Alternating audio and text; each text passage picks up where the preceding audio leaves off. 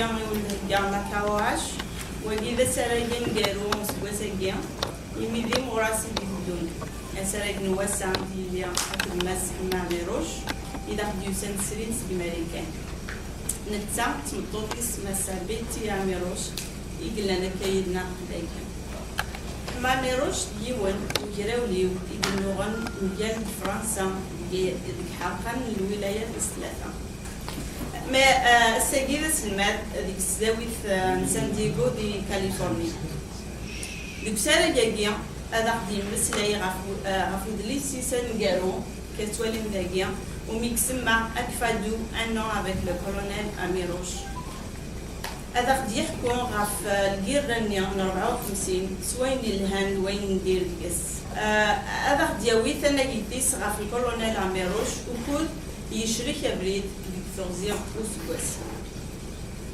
Nous sommes très heureux aujourd'hui et très honorés d'avoir parmi nous en personne Hamma Amiroche, l'auteur du livre Akfadou, un an avec le colonel Amiroche.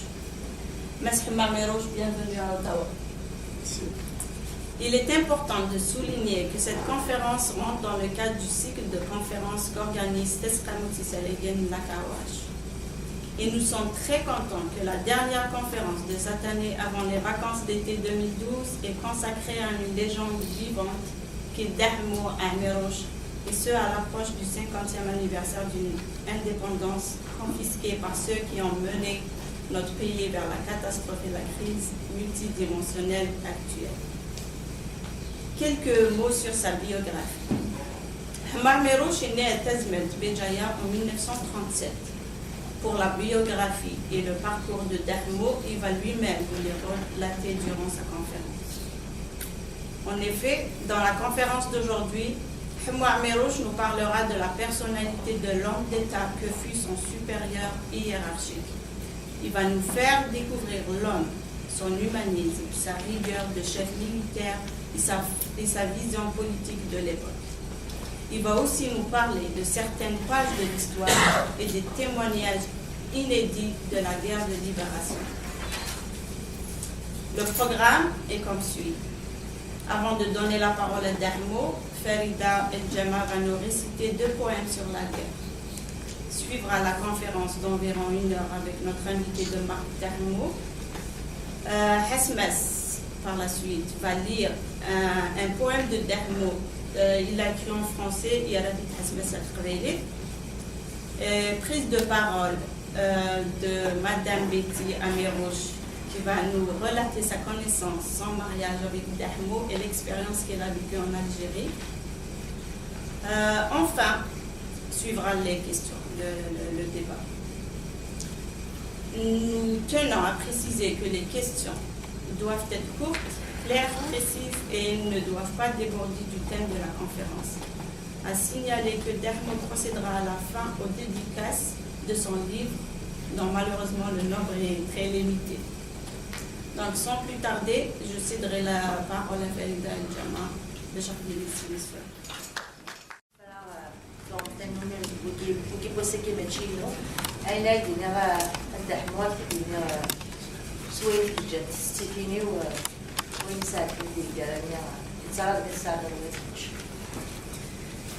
Amiroche غزاري غزار المدرة يستعجر غفلني بالحرية غتمكن من الزغبار Amiroche ترقى ترقى المدرة يسر ثغمة غفلني بالحرية غتمكن من السحلفة أي من كذ روحها سمحي ذي قولينم سفراني يدري طارع ساعدني يزدفينم هي المغرب ذي العشاء سفراني يدري نغاني أي من كذ روحها سمحي ذي قولين كان سفراني يدري طارع ساعدني يزدف وخان هي المغرب ذي العشاء سبدني ذي النشان مكل كاس وكاميون عراتي ساجن سمغول في حداين الزعماء عروان تمن الصبر مكل كاس وطاكسي عراتي ساجغال في زير في حداين الزعماء عروان تكتري ستير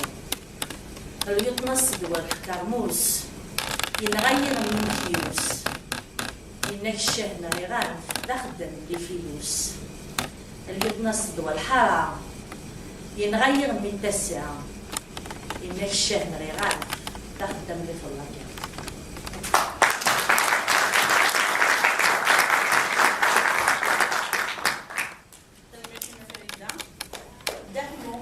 Vous êtes un acteur de l'histoire. C'est une chance pour nous et pour ces futures générations ici présentes de vous avoir parmi nous. Je vous cède la parole. Merci. أزل فلاون الله كنا دفعه ونهضر السمازيات أدوير ثماشاوت سمعنا واش السمازيات ثماشاوتي واش السمازيات و السراقة كيس السمازيات عندها هضر شطاش السمازيات أسخط أثاروميت معنا الخلاط كيون يخدم الكونسيرب يسخلاط اكسوم بوثول دوكسوم وعاودي الطفنت ساعدنا ترجوج لنا سام ام هكا خداع العباد اشحال السخلاطه انا سخلاطه ازقل دوثول اكسوم دوثول ازقل ام كيكا ازقل يس 50% 50% ام كيكا 50% 50% الناس يعاودوا ديونو ثول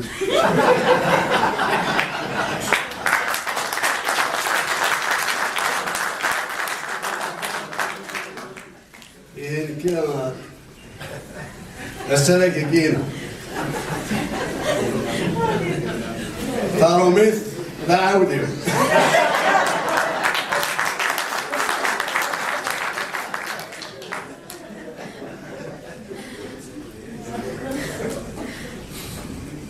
Ma présentation pourrait s'intituler Le colonel Amirouche, l'homme et le symbole. Elle a pour objet de tracer un portrait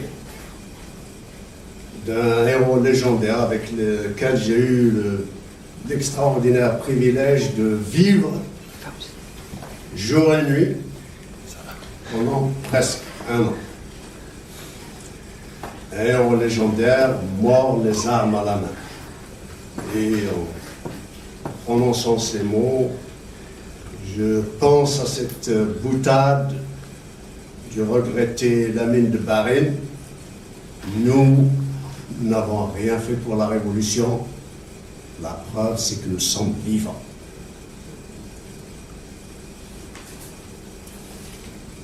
S'agissant du colonel Amirouche, les questions que l'on pourrait poser et qui n'ont pas toutes de réponse sont les suivantes. Pourquoi la wilaya 3, sous son commandement, a été la seule wilaya à avoir été ciblée avec une férocité par l'armée française qu'aucune autre wilaya n'a connue, y compris par l'infiltration, la manipulation nommée bleuite. On va revenir d'ici un moment sur ce complot de services spéciaux français. Pourquoi le général Faure, commandant la 27e division alpine, avait placé le portrait de colonel Amirouche au-dessus de son bureau à Tizi Ouzou, portrait d'Amirouche devenu son cauchemar quotidien. En quoi le colonel Amirouche était-il différent des autres chefs de wilaya? La stature du colonel Amirouche, stature d'homme d'État du colonel Amirouche, lui avait déjà été reconnue par le congrès de la Soumam en l'envoyant aider nos frères de la wilaya 1, des Ores Nimamcha, à restaurer la concorde rompue à la suite de la mort tragique de Moustapha Ben Boulaïd en mars 1956. Pourquoi enfin ses pairs, les autres chefs de wilaya de l'intérieur, ont-ils répondu à son invitation, à son convocation de se réunir du 6 au 12 décembre 1958 avant de partir sur la Tunisie et la rencontre de son destin. Je dois vous dire que je témoigne en relatant des événements que j'ai vécus, mais également en universitaire, avec le double effet du recul et de l'ouverture des archives publiques et privées. Je suis conscient que nous lisons le passé avec les connaissances d'aujourd'hui. Je suis conscient, par exemple, que la méditation du forgeron Ahétos, mon père, à sa sortie de prison en 1945, n'est peut-être sans commune mesure avec ce qu'un militant a vécu, entamant son histoire sans jamais la terminer, en raison des tortures qu'il a subies et des parties du corps soumises à la torture. Un autre exemple, j'ai vécu l'exécution de messalistes. Je ne me contente pas de les relater, je consacre un chapitre entier de mon ouvrage pour expliquer pourquoi et comment notre révolution a commencé aussi par une guerre civile, une guerre dans la guerre, qui a duré près de 4 ans. Pourquoi ai-je écrit cet ouvrage? Je crois que si on n'avait pas tenté de séquestrer l'âme d'un héros national après avoir séquestré ses restes, je crois que j'aurais persisté dans mon inébranlable conviction que le colonel Améroche était et reste assez grand pour défendre tout seul sa mémoire. Mon ouvrage est un témoignage sur le colonel Améroche, mais il est clairement autobiographique. On mûrissait très vite sous l'ordre colonial, particulièrement quand on est d'un père nationaliste comme moi. Photo numéro 1. Je vous présente mon père. Pourquoi est-ce que je parle de mon père? D'abord, en relatant quelque chose rapidement, à la veille de sa mort, à l'âge de 90 ans, dans le village d'Asmalt, un de ses compagnons du PPA, MTLD, FLN, l'aide à traverser la rue et un jeune demande à mon père: Nes Amraragir, est-il lié? Ce vieux est un parent à vous.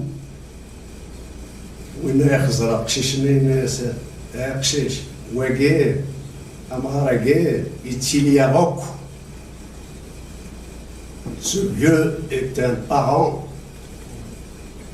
a un lien de parenté avec tous les Algériens et les Algériennes.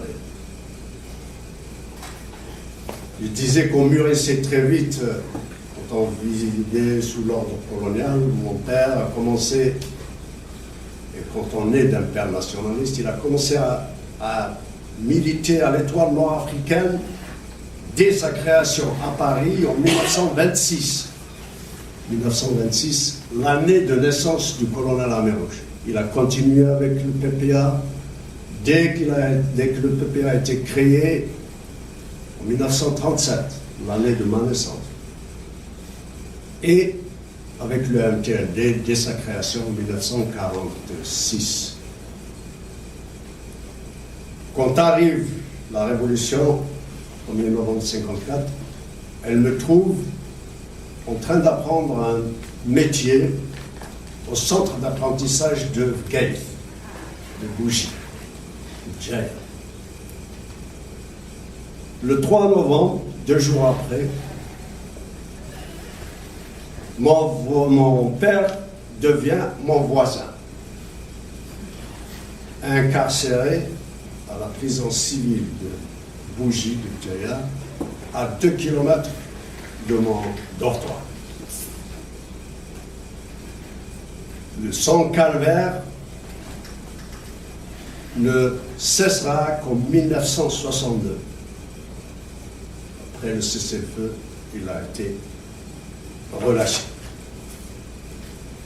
La grève des étudiants en 1956, alors que nous n'étions pas des étudiants, des apprentis, arrive l'ordre de grève et j'étais l'un des organisateurs de la grève. Et comme l'ordre de grève nous appelait à rejoindre l'armée de libération nationale, je me suis porté presque tout de suite volontaire pour monter au maquis. Et je l'ai regretté tout de suite. Pourquoi? Parce que le test que j'allais subir avant d'être admis dans les rangs de l'ALN était trop inhumain pour quelqu'un qui avait 18 ans à l'époque. Je n'oublierai jamais le cauchemar de la nuit après avoir accepté cette épreuve. Une épreuve, verser le sang presque de façon rituelle pour rompre tout lien avec la vie civile ou la vie tout court. Le colonel Amérouche m'a sauvé de cette épreuve. Comment? J'attendais dans un petit village du Djurdjura, à Tamdoun, qu'on vienne me chercher pour me donner le pistolet, m'indiquer la cible, etc., etc. Et un soir, j'étais à l'époque Moussebel, c'est-à-dire supplétif, sentinelle pour les Moudjahidines, les Maquisards, etc. Un soir, on sortait du village et nous sommes braqués par un groupe de Maquisards, clair de lune, à Nouakchott, halte qui vive. On a décliné le mot de passe local et celui qui paraissait le chef nous ordonne de revenir au village. Et en route, ce chef-là dit: est-ce qu'il n'y a pas quelqu'un ici au village qui s'appelle Hamou Amérouche? J'ai sursauté. Il dit: c'est moi. Il m'a dit: tu m'as écrit une lettre. Moi, j'avais écrit un tas de lettres aux commissaires politiques, aux officiers, leur disant: écoutez, en gros, vous vous fichez de nous, vous nous avez ordonné de faire grève et de rejoindre l'ALN, je suis en train de traîner depuis des semaines et je ne suis pas admis. Alors j'ai dit ça, j'ai écrit un tas de lettres, dont une au grand Amérouche. Et il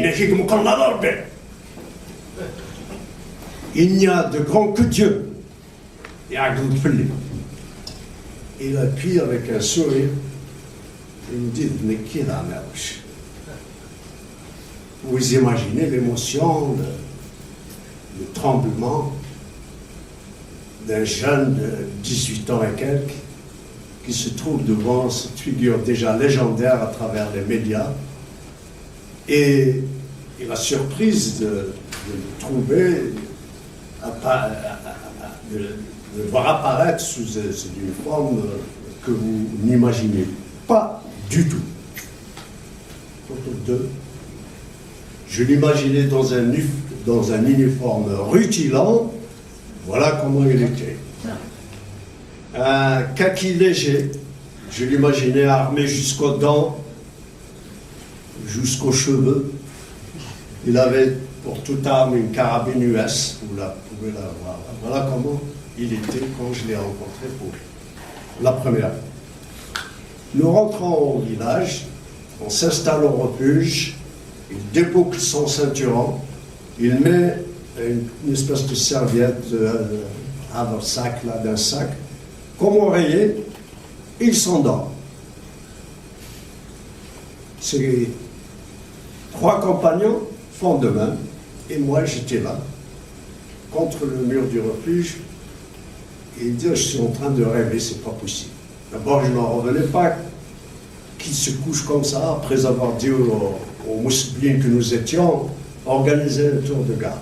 Je n'ai mesuré que plus tard l'importance de ce détail, de ne pas ordonner un de ces aides de camp comme de faction devant la porte, sa protection, sa sécurité. Sa sécurité, c'était sa popularité et sa renommée. Le lendemain matin, il convoque tout le monde, les commissaires politiques, les responsables de refuge, il vérifie leur gestion, il vérifie l'état des stocks de vivres, le moral de la population, et à la fin de la journée, il m'ordonne, donc au crépuscule, il me tend sa serviette bourrée de documents et d'argent. Il me dit, prends soin de ça, tu viens avec nous. Et c'est comme ça que commence l'année que j'ai passée avec lui, jour et nuit.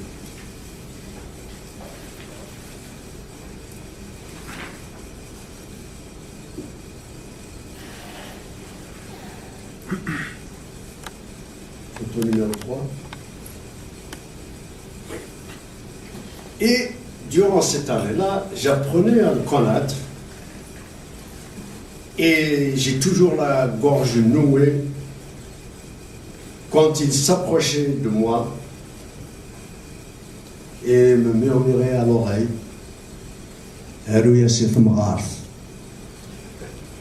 écrit à ma vieille. Et voilà un colonel responsable d'un territoire équivalent à 7 wilayats actuels trouvait un moment pour penser à sa vieille mère. Alors, j'écrivais une lettre avec autant d'affection que si je l'adressais à ma propre mère, en gros caractère, pour qu'on puisse la lire, la Tessef du Monde, et puis la donner à une liaison sans jamais la relire. Et voilà l'aspect qu'on imagine difficilement de la part d'Amérouche.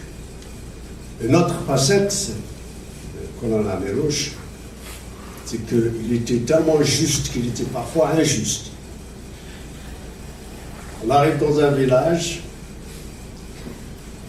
et au moment où il fait bien sûr les mêmes contrôles, comme dit, il reçoit tout civil, très important à noter, tout civil, et c'est toujours bien sûr au détriment de sa sécurité, qui demandait à le voir pour lui présenter ses doléances. Quelles doléances pouvait-il présenter? L'état de misère dans lequel il vivait, avec les zones interdites partout, empêchant les paysans de cultiver leur petit lopin de terre. C'était la misère noire. Amérouche les recevait, il leur donnait une aide dictée pas uniquement par la générosité de cœur. Il leur donnait une aide en nature, du lait en bois s'il y en avait, de la semoule, de l'huile d'olive, etc. Et après, une fois après les audiences qu'il accordait, il y a le repas, le moment du déjeuner arrive, et le chef du refuge nous amène un plat de poulet rôti. À la vue des poulets, Amérouche entre dans une colère aussi violente qu'inattendue. Tu as reçu ma circulaire fixant les jours de viande dans la semaine? Il commençait à trembler. Donc tu savais qu'aujourd'hui c'est pas jour de viande. Tu refais ça, tu seras passé par les armes. Et on verra tout à l'heure que c'est exactement ce qui se serait passé. Porte ces poulets aux soldats de garde. Et c'était bien entendu, comme vous pouvez l'imaginer, la seule fois où nous avons regretté de n'avoir pas été de garde. On s'est contenté de galettes, de figues sèches, d'huile d'olive, mais quand même avec les relents laissés derrière par les poulets, comme dans la fable, que vous connaissez certainement. Il faut vous signaler que lorsqu'il me confiait ses soucis épistolaires, quand il pose son bras sur mon épaule, c'était vraiment exceptionnel. Il faut expliquer ça parce qu'il n'avait pas pour habitude de poser son bras sur l'épaule d'un subordonné. Il le faisait parce qu'il me considérait presque comme son fils, quoique la différence d'âge n'était que de 11 ans. Et je paraissais peut-être beaucoup plus jeune, j'aurais voulu que ce soit le cas aujourd'hui. Et il me traitait comme son fils. Voilà, petite Kabylie. Nous étions donc en inspection. Nous rejoignions une compagnie d'acheminement d'armes qui venait d'arriver de Tunisie, chargée comme des mulets. Chaque Djoldi, donc dans la compagnie, une compagnie c'est plus de 100 Djolout, de soldats. Chacun devait ramener au moins 2 armes individuelles ou bien une pièce lourde, un fusil mitrailleur ou une mitrailleuse avec un minimum de 600 cartouches. J'ai donc servi de secrétaire de séance pour la répartition de ces armes-là. Je me rappelle l'image de ces maquisards devant un énorme tas de munitions, plongeant leurs mains dans ces cartouches, dans ces balles, comme des pirates en train de se partager des pierres précieuses ou des pièces d'or ou quelque chose comme ça. Et après avoir donc réparti ces armes sur 4 zones et les régions, Serge Roche, avec un large sourire, prend une mitraillette et me l'attend. Voilà ton arme. Et un uniforme exactement similaire à celui de l'armée française. Vous voyez cette photo qui a été prise juste après l'arrivée de cette compagnie d'acheminement d'armes de Tunisie. La joie que l'on ne voit peut-être pas, mais on prend. Vous voyez les 3 fusils mitrailleurs qui venaient d'arriver de Tunisie. Malheureusement, la joie n'allait pas durer longtemps, on va y revenir tout à l'heure, puisque très vite, avec le bouclage des frontières, les armes ou les munitions ne rentraient plus et il fallait enterrer, graisser et enterrer ces fusils mitrailleurs, les mitrailleuses, etc. On va y revenir dans un moment. Voilà donc un mélange avec les officiers et les maquisards qui venaient d'arriver de Tunisie.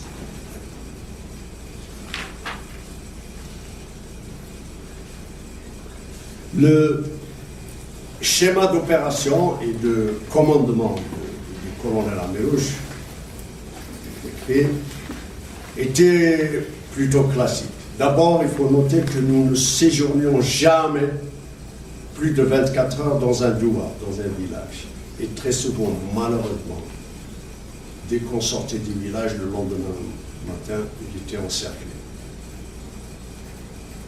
Il donnait des discours en tamazirt châtié, en kabyle châtié, jamais, mais toujours sans note, et que j'ai essayé de reconstituer. Chers frères, notre lutte est juste et elle triomphera. Nous n'avons pas envahi la France. Ce sont les Français qui, forts de leur arsenal meurtrier et de leur nombre, viennent occuper notre patrie, piétiner nos coutumes, bombarder nos villages, humilier nos femmes, terroriser nos enfants. Ils ont des avions, mais nous avons la foi en Dieu. Et Dieu est du côté des justes. Ne harcelez plus les postes la nuit. Les munitions sont trop précieuses. Observez aussi longtemps qu'il le faut le mouvement des troupes coloniales. La patience doit être la première qualité d'un maquisard. Attaquer les petits convois, le ravitaillement et les patrouilles isolées. Mobiliser au préalable une puissance de feu maximale, fusils mitrailleurs et mitrailleuses. L'embuscade ne devra jamais durer plus de quelques minutes. Récupérez des armes si vous le pouvez. Et repliez-vous vite et volatilisez-vous comme des moineaux avant l'intervention de l'aviation. Là, en gros, ce qu'il disait. Et je me rappelle très bien, là où il a trois flambé chacun de ses discours, tellement il motivait ses troupes. Et je disais que, compte tenu de ses statures, compte tenu de l'effet sur la motivation qu'il imprimait plutôt à ses troupes, on était poursuivis par des opérations de façon régulière. Je ne vais pas citer toutes les opérations, tous les accrochages auxquels nous avons été confrontés. Je vais quand même vous donner un exemple, deux exemples plutôt. Nous revenions, la première, c'est nous avons été encerclés à Azro, je vais y revenir. Nous revenions d'abord, avant d'être encerclés à Azro, du côté d'Azazga, d'une inspection dans l'Akfadou des services sanitaires, ce qu'on appelait l'hôpital, c'est-à-dire une immense tente dans les bois de l'Akfadou, avec à l'intérieur une quarantaine peut-être de blessés et de tuberculeux mélangés, transit de froid, c'était la fin de 57. Et quand Amir Ochar a vu cette situation-là, avec un seul infirmier et deux docteurs qu'on avait à l'époque, qui devaient faire pratiquement toute la wilaya, c'est-à-dire les 7 wilayas actuelles, pour faire face sur place aux cas les plus urgents, les plus graves. Vous avez, certains d'entre vous, peut-être entendu parler de Mustafa Laliam, le voici, docteur Laliam, et le docteur Belhoussi. Voilà les deux médecins qui devaient faire donc faire face aux besoins sanitaires de pratiquement toute la wilaya. Laliam a été capturé en 1957 et Belhoussi a été également dans la même opération, capturé et exécuté sur place. Belhoussi, أيلا سكواس تسبتيثي لكوات ساكيتي ويزين نرازن تسكلا أرازون قالان رشيد عليش نتو اللي سين بالعيد ثعلي نيل مزيان طاوس عمروش نتسكلات نتمدوث فرولو نتسوق قيلت محيا تيركوا ريسكوسن نصبرس دات كيد هنا هما سكلان داس ودس أكتسيدو كليوين إقويليين تزمر ما تعاونام ستللت ترانسفير غير تيركوا تنقيت info@gmail.com أكود غرو شدون GoFundMe.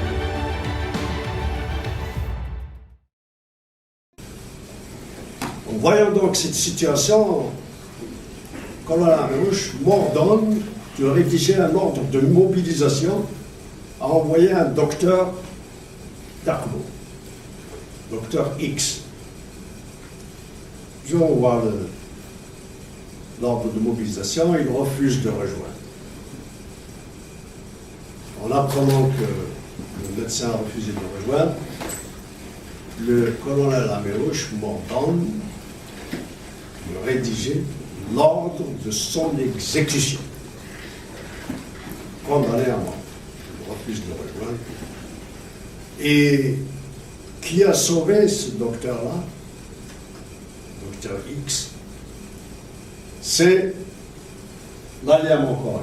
L'Aliam était là par hasard, d'une voix fluide, d'une voix. C'est Améroche, si tu le fais exécuter, ce sera un médecin de plus à importer à l'indépendance. Après tout, c'est pas un traître.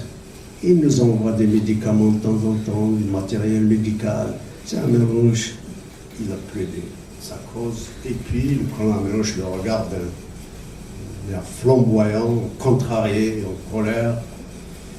Et puis, il se tourne vers moi. Déchire l'ordre d'exécution.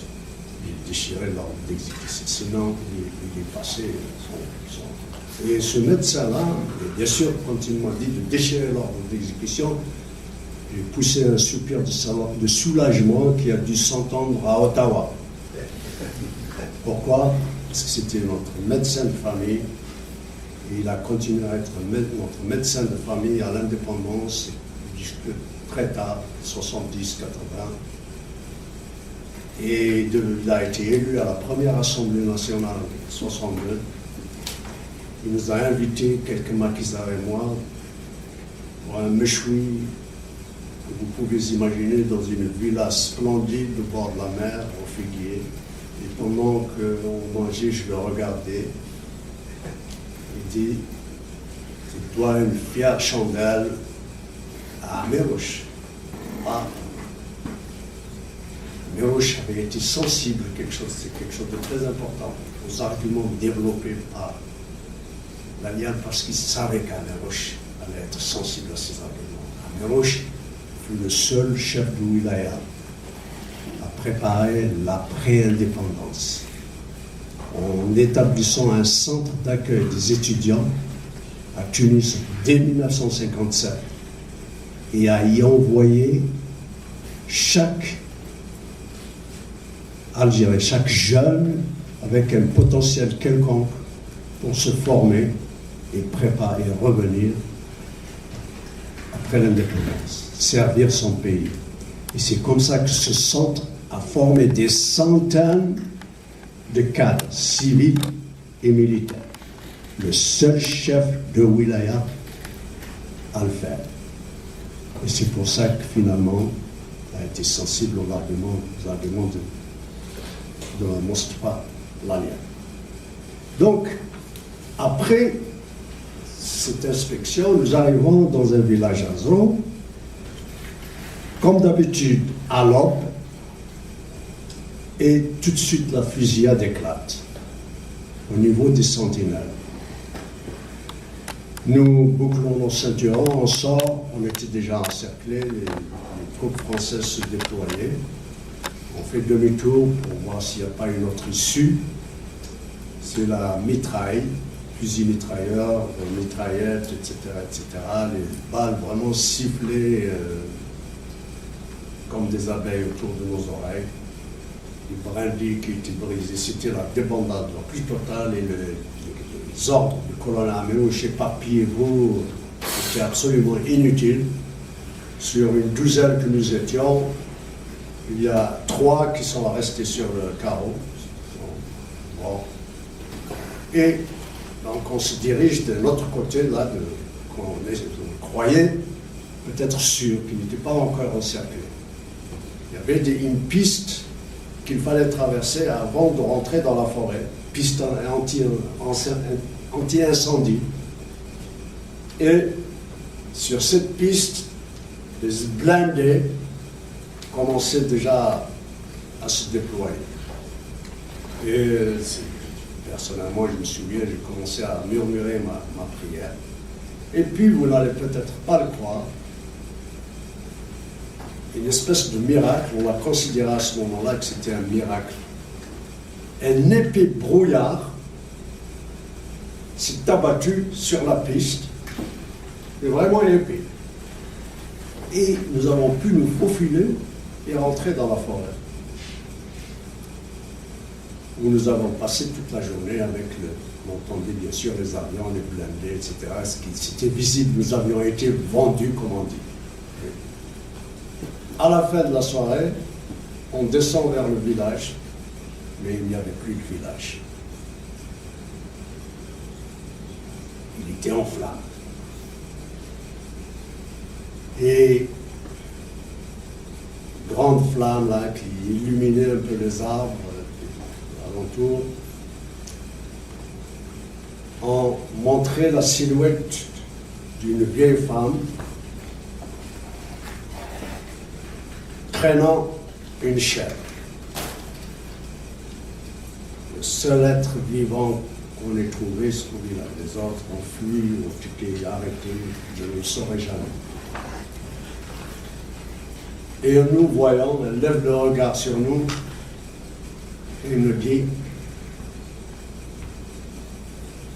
écoute,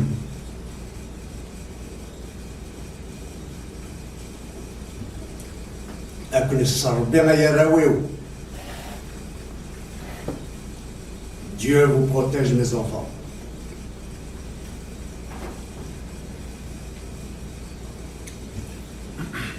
Voilà une dame, je l'ai appelée la dame des hauteurs, à qui j'ai dédié mon livre.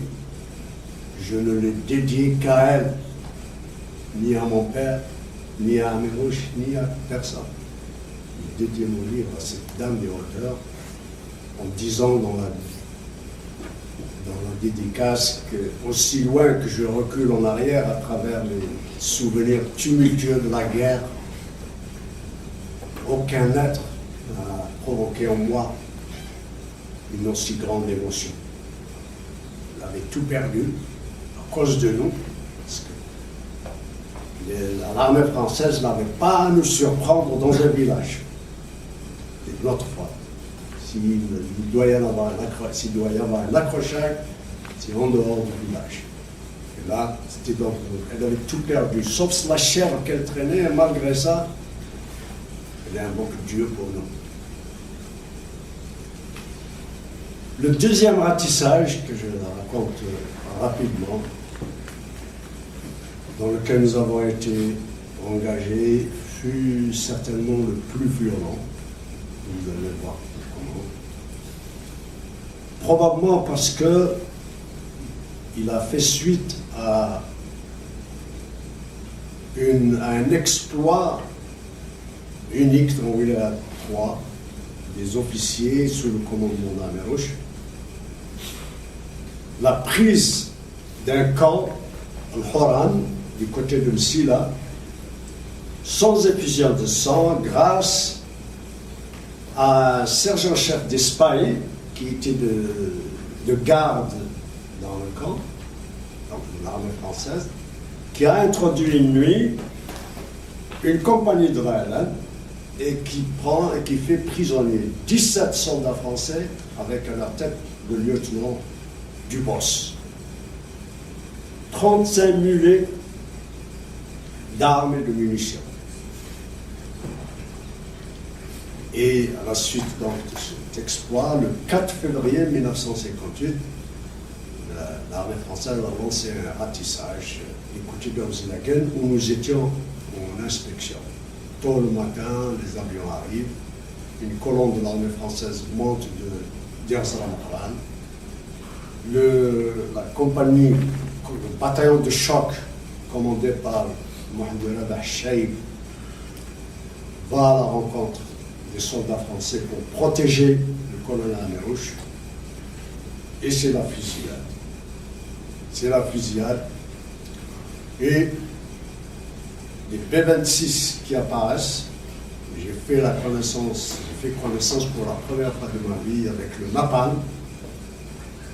Et je vous assure que c'était effrayant, impressionnant. Tout flambait, des barils de napalm que les B-26 larguaient, la rocaille et les rochers brûlés, flambaient, bien sûr, les buissons, les canons de 105 avec un sifflement effrayant nous envoyaient des obus. Et j'ai reçu, je le dis dans mon livre, j'ai reçu première et seule blessure de la guerre, légère, heureusement pour moi. Un éclat de rocher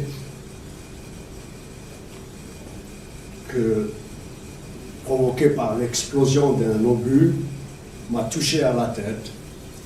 Je suis palpé et le colonel Melouche, me voyant certainement pâlir, a regardé paternel, plus jamais paternel, il dit je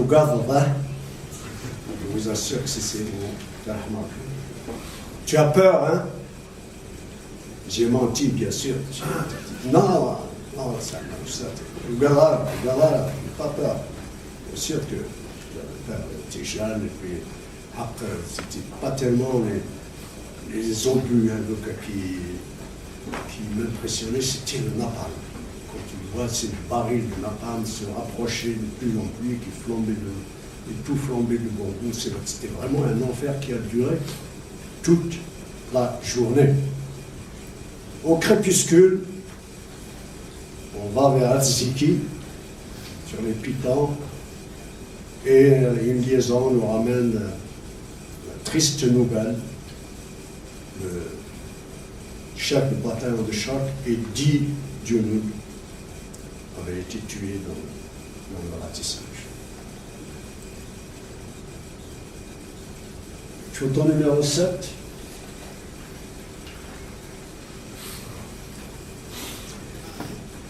Cette photo a été prise immédiatement le lendemain ou le surlendemain de cette opération à Auzelag.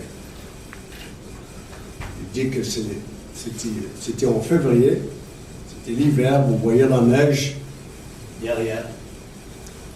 Et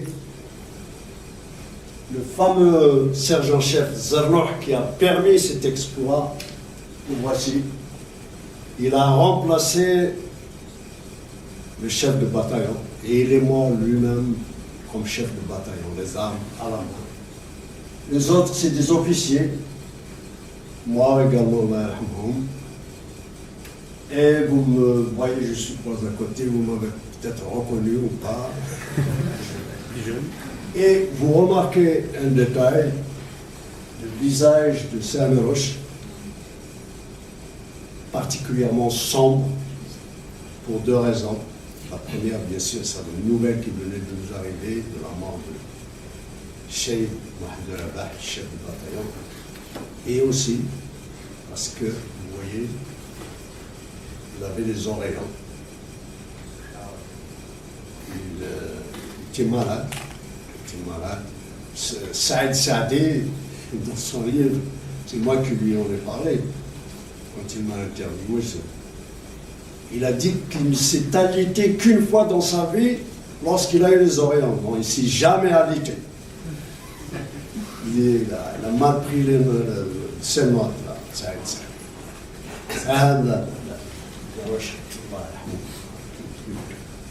Je pourrais citer d'autres embuscades, d'autres accrochages qui nous ont ciblés pratiquement tout le temps.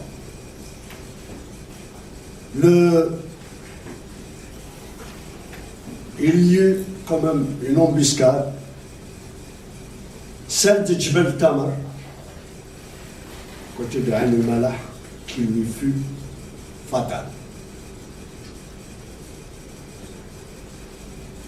Le 28 mars 1958. Et une dans laquelle je suis tombé avec mon groupe le 26 avril 1958 à la frontière tunisienne.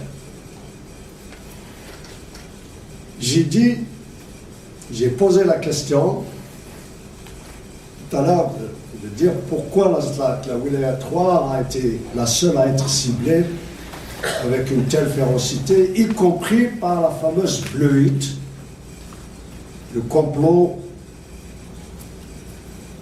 tramé par le capitaine Paul Alain Léger. Eh bien, à cette question, c'est le capitaine Paul Alain Léger, le géniteur de la Bleuite,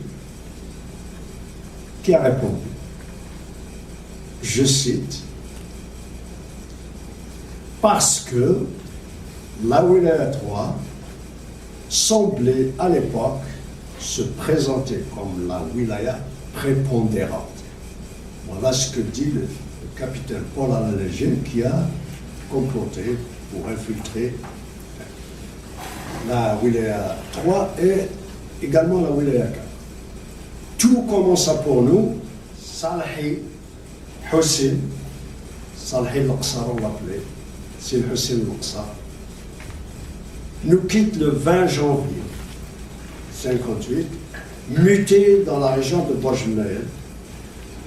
Et 2 jours après arrive la nouvelle qui nous a consternés, qu'il avait été pris vivant avec tout son état-major. En tout, près d'une douzaine de personnes.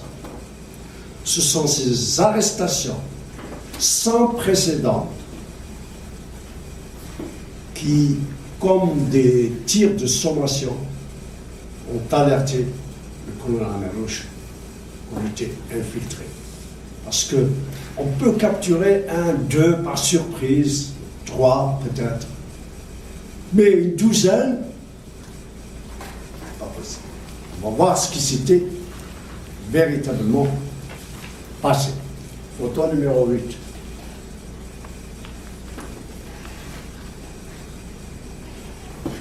Je cite encore le capitaine Paul Alalégé pour que vous puissiez comprendre ce qu'était ce complot de la Bleuite.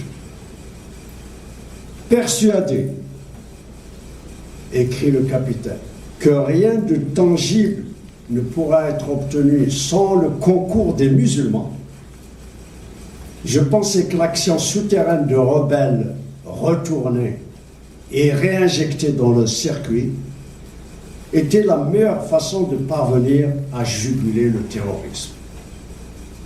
Et il est arrivé exactement à faire ça. Un capitaine Chaban, de son nom, du 3e régiment de parachutistes et spécialiste des services spéciaux, capture l'adjoint du Yassib Saadi à Alger, un certain Gendrich. Et le flair sensationnel, je cite encore Paul Alalégé, le flair sensationnel de ce capitaine Chaban, qui garde totalement secrète cette arrestation. Au lieu d'appeler la télé, les médias pour dire voilà, on a capturé l'adjoint du Yassib Saadi, il le donne au capitaine Paul Alalégé, spécialiste du retournement, il le retourne et dès l'arrestation de Yassib Saadi le 24 septembre 1957, qui prend le commandement de la zone autonome d'Alger? C'est Gendrich, l'adjoint de Yassib Saadi, c'est-à-dire le capitaine Paul Alalégé. Voyez cette lettre secrète. C'est moi qui l'ai rédigée. Signé du colonel Amerouche qui était commandant à l'époque, chef de wilaya.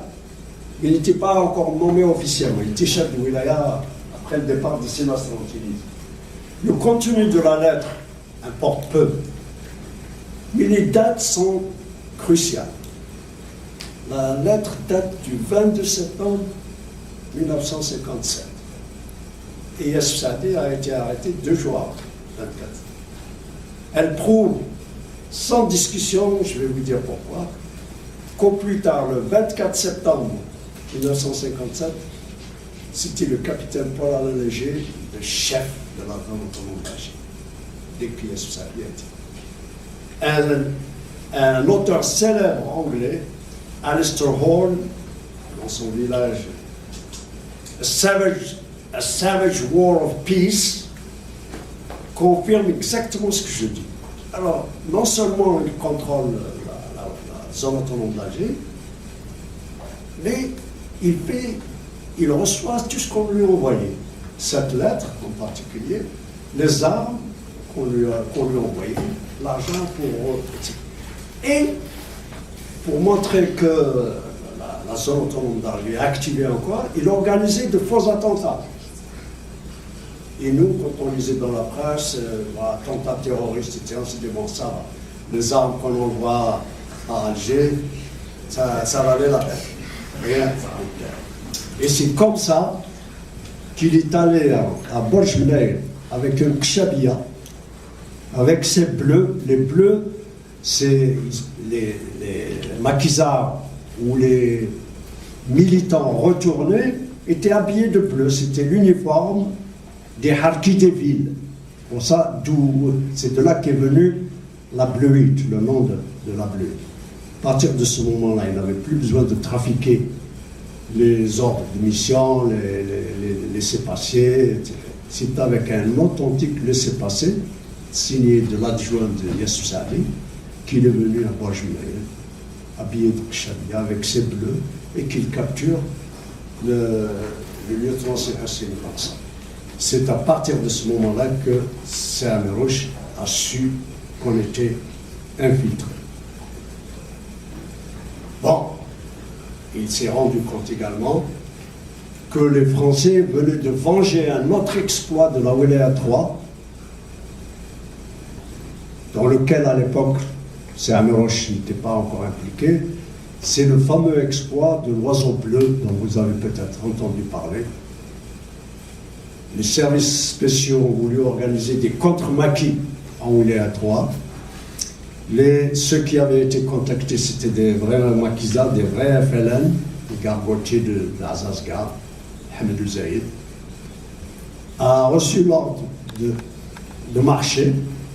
C'est ainsi que 1200, entre 800, ça dépend des chiffres, des documents, peut-être 1 million en tout cas, de maquisards ont été armés avec même une solde, toucher une solde, et le congrès de la Soumane donne l'ordre à ces faux maquisards, qui étaient des vrais, de rejoindre l'ALN après avoir tendu 2 embuscades meurtrières aux chasseurs alpins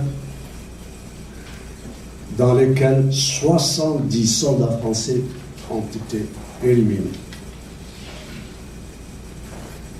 Il s'est rendu compte donc qu'on avait été infiltré. Il y a eu, comme vous savez, des interrogatoires musclés, des tortures, des exécutions. Quand Amérouche s'est rendu compte qu'il avait été manipulé, en quelque sorte infiltré, il a réuni tout le monde et il a dit Aïth Mathan, l'anouï ذاك يقارن تجيش تحريري يخدم الباطل يسخاطي تجيش تحريري يخدم لا الباطل تجيش تحريري يخدم الغلط. Il y en a qui disent que l'armée de libération nationale commet des injustices. Non, l'armée de libération nationale commet des erreurs. Il a reconnu, il a assumé ses erreurs. Et mon commentaire de mon livre, c'est que l'écart qui prévalait dans les connaissances en matière de guerre psychologique, c'était exactement l'écart qui prévalait entre le fusil de chasse et l'avion de chasse. C'est pour ça, et puis bien sûr dans la sophistication de l'armement.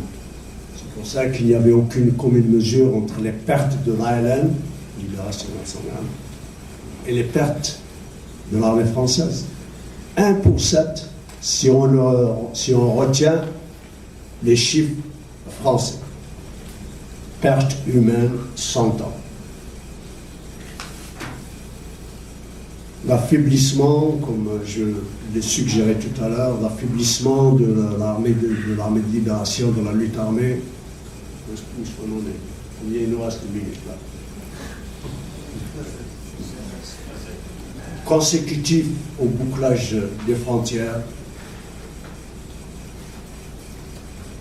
au démantèlement de la zone autonome d'Alger, sa prise de contrôle par le capitaine Paul Léger a provoqué un phénomène, donc un moral très bas, et le colonel Amérouche qui réagit avec cette fameuse réunion avant son départ en Tunis pour exiger des comptes, cette fameuse réunion des chefs de wilaya à l'intérieur pour parler d'une seule voix. Et c'est en allant donc vers Tunis qu'il a été tué. Juste avant Donc, juste après le complot, après une réunion particulièrement sombre de la OLED, d'état-major de l'OLED, il m'appelle,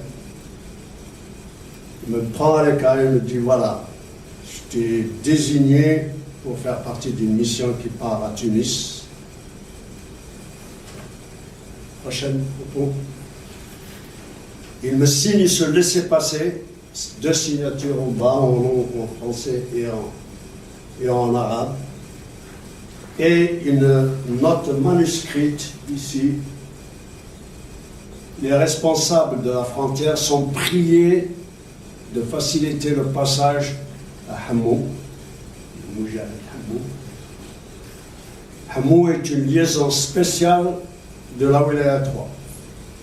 Et commence notre périple, texte, notre périple de 42 jours du nord de l'Algérie, donc de l'Akradou, jusqu'à l'extrême sud tunisien, pour contourner les lignes électrifiées.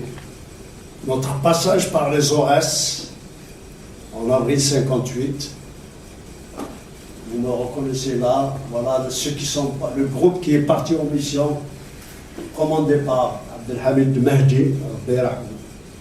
Je suis là, et celui-là, rappelez-vous de ce monsieur, de ce vieux, il était vieux, il avait 35 ans. On va y revenir, donc on traverse la frontière. Ici donc dans les Aurès, première chose, un groupe de 30 civils, commandé par un sergent-chef moustache, on l'appelait, s'est joint à nous, donc on était 35 maintenant, en partance vers la frontière. Et je me rappelle quelque chose que je relate avec plaisir, et qu'il y avait un jeune Chaoui, un jeune maquisard Chaoui, qui remarque une très très belle montre au bras de Rachid, mon compagnon toujours ruban. Je suis vraiment heureux de retrouver chaque fois que je viens en Algérie. Il remarque donc cette très belle montre au bras de Rachid. Le jeune maquisard Chaoui lui propose sa montre qui devait être fabriquée dans les Aurès ou à Khenchla ou quelque part. Voilà. Il dit on échange. Rachid dit c'est un souvenir dont j'aurais pu vraiment m'en séparer. Alors le jeune Chaoui dit souvenir. Cette montre-là, cet souvenir-là, finira au bras d'un légionnaire français ou d'un parachutiste. Il dit, tu vas arriver, tu vas traverser la frontière, tu vas traverser les champs de mines, les embuscades, tu vas arriver vivant en Tunisie. Ça va pas, non? Qu'est-ce qu'il fait Rachid Bsken? Il prend sa montre. Il la lui remis. Nous avons passé à peu près une semaine dans les Aurès, parce qu'on ne peut pas revenir là-dessus, je ne veux pas m'attarder là-dessus, en raison des dissidents dans les Aurès qui pouvaient être très très dangereux. Donc 8 jours dans les Aurès, on descend vers le sud-est et on entame l'étape du désert, Sahara, donc pour contourner les lignes. Et une nuit, je me rappelle, on a vu une colonne de camions, tout phare allumé. On avait complètement oublié les ruses utilisées par l'armée française. Une ruse, c'était toute simple. Un convoi de camions passe, tout phare allumé. Les guetteurs, non-guetteurs, suivent le convoi. Le convoi ralentit. Des soldats français sautent en marche, font une embuscade ou plantent des mines et le convoi repasse plus tard et de la même façon les soldats français. Vous connaissez cette tactique-là, cette ruse.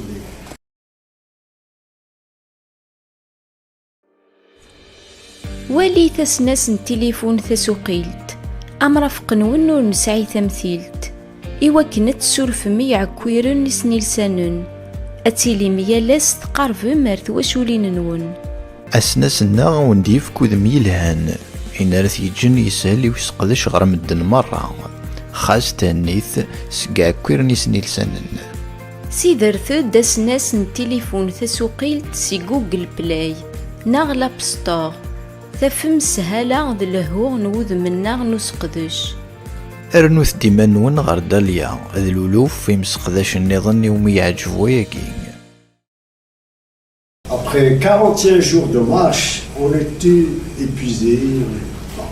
Le système d'alarme était complètement engourdé. Et à 3 heures du matin, pendant qu'on une fusillade, on est tombé plein dans une embuscade. Les balles traçantes, c'est parce qu'ils faisaient ça. Donc, vous savez ce que c'est que les balles traçantes. Ils ont maintenu au sol. J'entendais, j'en ai parlé dans mon livre, j'entendais des râles, des gémissements. Qu'est-ce que vous pouviez faire dans l'obscurité? On a perdu momentanément notre... On va vous montrer tout à l'heure l'objet de notre mission. Et la fusillade s'est arrêtée parce qu'il n'y avait plus de balles dans les chargeurs. On savait par des documents qu'on avait saisis dans le corps des soldats français que les soldats français n'ont pas le droit, ils leur est interdit de bouger du lieu de l'embuscade avant le lever du jour. Donc on savait qu'ils n'allaient pas venir vers nous. On se lève, on rentre sur quelques dizaines, on compte nos rangs sur 35, on est resté 12. Jamais je saurais, je ne sais pas combien sont morts, combien sont 12. Et c'était une bonne chose, je vais vous dire pourquoi dans une minute. Le sergent-chef Moustache et le guide qui était tellement précieux dans l'étape du désert, faisait partie des disparus. On avait une boussole lumineuse, phosphorescente, qui nous indiquait l'est, le sud-est, vers la frontière. Et c'est tout. On marchait comme ça, on savait, il était 3h20 du matin déjà, en avril, donc le 26 avril. Et ce qui nous a sauvés, à part Dieu bien sûr, c'est les aboiements d'un chien. En Wilaya 3, vous le savez peut-être, en particulier en Kabylie, tous les chiens avaient été massacrés. Parce qu'ils donnaient l'alerte dans la Kabylie, quadrillée par des centaines de postes militaires. Chaque fois qu'on rentrait dans le village, c'est eux qui donnaient l'alerte, particulièrement après le couvre-feu. Alors, l'ordre est venu, ils ont fait la guerre à leur manière. Ils ont été tués. Là, ce chien-là, ça on a suivi donc direction des aboiements, c'était une tente de nomades avec le chien attaché à un piquet, le propriétaire sort, et on lui explique la situation, et il nous dit qu'est-ce que je peux faire pour vous? Vous avez... Il est... C'est déjà l'ordre. Et vous n'avez que deux options, soit une colline là qu'ils appelaient Djbel Boujlan, mais ce n'était pas du tout un Djbel bien sûr pour le Sahara. Ou alors la tente, le khayma. Et celui que je vous ai montré tout à l'heure, le vieux là de 35 ans, a dit la khayma, la tente. On rentre dans la tente, une heure ou une heure et demie après, les gros hélicoptères, transporteurs de troupes, débarquaient des troupes dans le petit monticule là qu'ils ont appelé Djbel Boujlan, dans ce militaire. Là, il dit, frère, c'est Mohamed. Bon, mais c'était trop tôt encore. L'avion T6, là, le chasseur T6, venait, il venait jusqu'au niveau de l'ouverture de la tente, le pilote regardait si on pouvait pratiquement voir et vous imaginez qu'on était extrêmement crispés. Comme ça, Et Simon Hantar, avec le vieux, le plus aguerri, et il se tourne vers nous et nous dit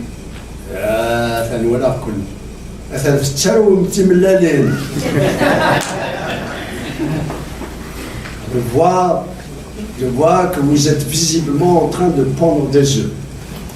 On a tous éclaté de rire, et puis la crispation avec Omar, elle s'est volatilisée. Comme vous savez, la panique ou le courage sont contagieux. Et on a attendu.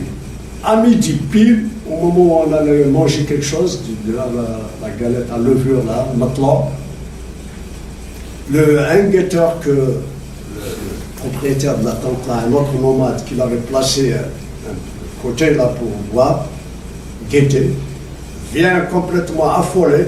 Ya Khawti, rakom meitin. Il nous annonce notre mort d'abord, avant de dire que les soldats français arrivaient. Maskar, et on est sorti, et en Wilaya 3, on a été pris dans des situations comme ça, je ne sais pas combien de fois, mais en Wilaya 3, il y a toujours un buisson, un ravin, un rocher, il y a toujours quelque chose qui nous permet de garder l'espoir de survivre, d'éviter. Mais il n'y avait absolument rien, il y avait quelques rochers grisâtres contre lesquels on s'est adossé. Et effectivement, la colonne annoncée, elle venait, on était là, elle arrivait, j'ai dit dans mon livre, une colonne de criquets verts, elle arrivait, le dos un peu courbé, là, les yeux fixés au sol, et on savait qu'ils cherchaient nos traces. Et avec la mitraillette ou le fusil, bras ballon là, tenu à la main. Et puis, il passe peut-être, je ne me rappelle pas, 10 mètres, 15 mètres de nous, les yeux toujours fixés sur le sable. Et quand ils sont arrivés à notre niveau, tout le monde, les copains qui ont survécu, se rappellent très bien. Il nous a fallu vraiment un effort surhumain pour ne pas tirer les premiers, essentiellement d'abord parce qu'on savait que ça aurait été la fin, et surtout parce qu'on n'avait pas d'armes. Quand on part en mission en Tunisie, on a droit à un pistolet, et tout le monde donc avait un pistolet. Le plus armé, je ne sais pas pourquoi d'ailleurs, c'était moi avec une grenade, en plus du pistolet. Donc, je me suis dit, bon, peut-être qu'on va dégoupiller la grenade, Rabbi Kbir. Et ils sont passés. Est-ce que c'était des appelés? Parce qu'en Wilaya 3, on a connu ça. Les appelés, dans les ratissages, évitent soigneusement de débusquer les maquisards, même s'ils le voient derrière à la rocher du sang, ils sont blancs. Pourquoi? Parce que s'il débusque, c'est lui qui reçoit la première rafale, automatiquement. D'abord ça, et puis il veut la quille, il veut la procurer. C'était pas des professionnels. Est-ce que c'est des appelés à ce moment-là? Je ne sais pas. Vous le saurez probablement. Ils sont passés. Nous avons attendu la nuit. On retourne vers la galette qui n'était plus chaude. On a mangé un peu, on a réclamé un guide en direction de la Tunisie, de la frontière. Et tu vas traverser la frontière. On arrive, et qu'est-ce qu'on trouve au lieu de passage? Une patrouille de blindés avec des projecteurs. Donc, la partie électrifiée aux mines était surveillée jour et nuit par une patrouille avec des projecteurs. C'est à Platine, on n'avait même pas besoin de baisser la voix pour dire qu'est-ce qu'on va faire. On criait parce qu'à cause des moteurs puissants, là, des automitrailleuses, il y en avait, je me rappelle, dans le groupe de 12 là, qui est resté, il y en avait qui disaient ok, on retourne les gars, c'est pas possible de passer. Et bien sûr, il y a eu tout de suite le consensus, ou bien on passe, ou bien on crève, et puis on n'en parle plus. Et Hamid Mahdi, que je vous ai montré tout à l'heure comme chef, il est là. Et il a dit, voilà ce qu'on va faire. Le seul moyen de traverser, c'est d'attendre une automitrailleuse arriver à un autre niveau, se coller contre elle, parce que sinon l'autre qui arrive va vous apercevoir. Espérer que ceux qui sont dans l'automitrailleuse ne vont pas regarder en arrière, regarder devant avec les projecteurs. Et c'est exactement ce qui s'est passé. On a traversé collé contre une automitrailleuse. Et dès qu'on a traversé la piste, chez vous, à cause des projecteurs, en rampant, etc., au bout de quelques minutes, on était hors d'atteinte. Mais la frontière naturelle, un oued asséché à l'époque, était encore très loin. Il a fallu marcher encore 4 heures pour arriver à la vraie frontière. Après avoir traversé la vraie frontière, nos amis des civils là qui étaient venus avec nous des Horaces ont allumé une cigarette. Nous, en Kabylie, on ne fumait pas, c'était interdit, je ne sais pas pourquoi il y a cette. Et le long, on a traversé la frontière, la photo là. Et voilà le fameux objet de notre mission. Ce sac-là, je suis en train de le transporter ici, c'était manteau, parce qu'on transportait, il était lourd.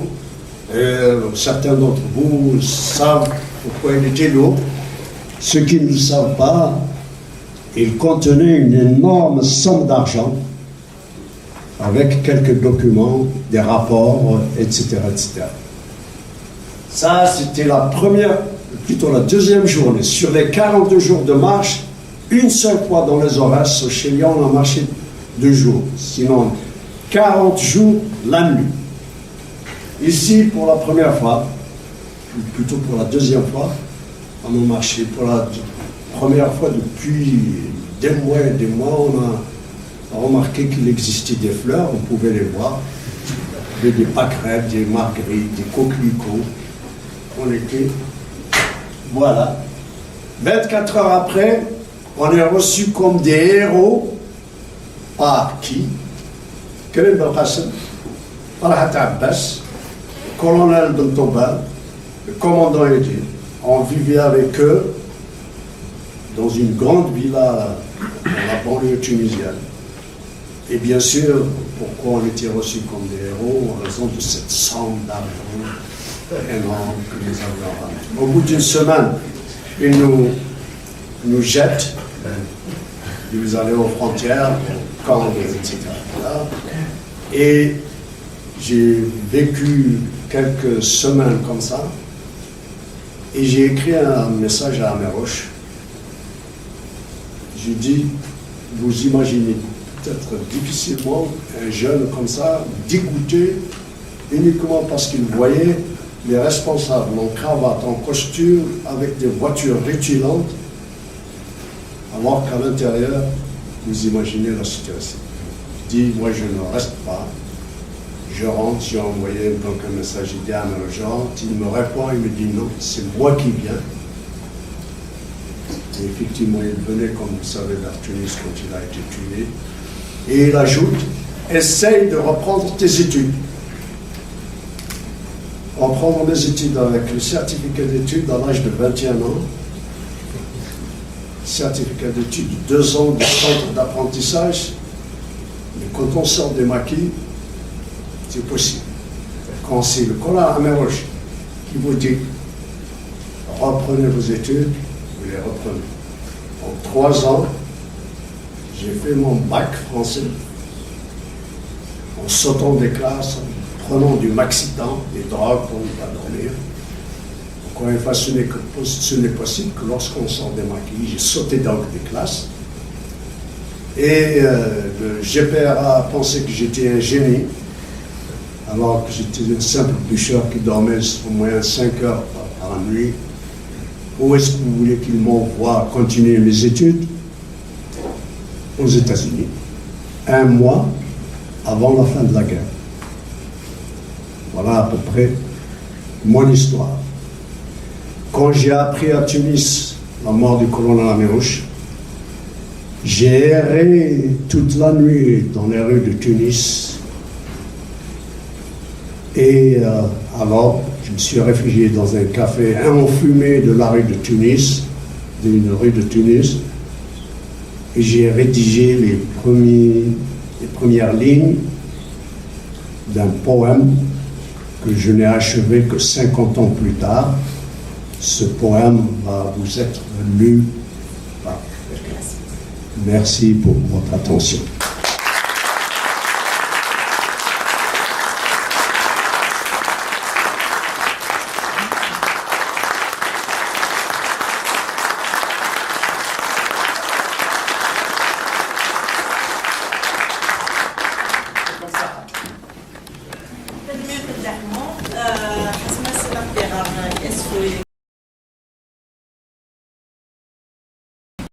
Traversons la rocaille, empruntant les allées, pressés de féconder cette terre tourmentée, brûlée par le soleil et le sang assoiffé. Elle est dans ce torrent impétueux qui gronde, défiant les obstacles dans sa course vagabonde. Écoute et entends de la source le murmure qui chante sa légende en ce moment si dur.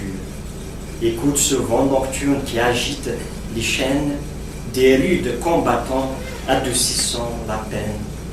Améroche n'est pas mort, il sous terre enfui. C'est son souffle,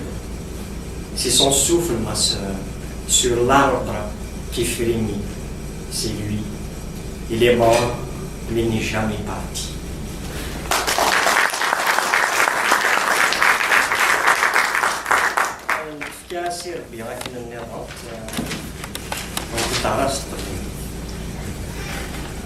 ورسلوا ولتما يرجع وسط مديث الصفضي مطاوني كيما يض تسكنيث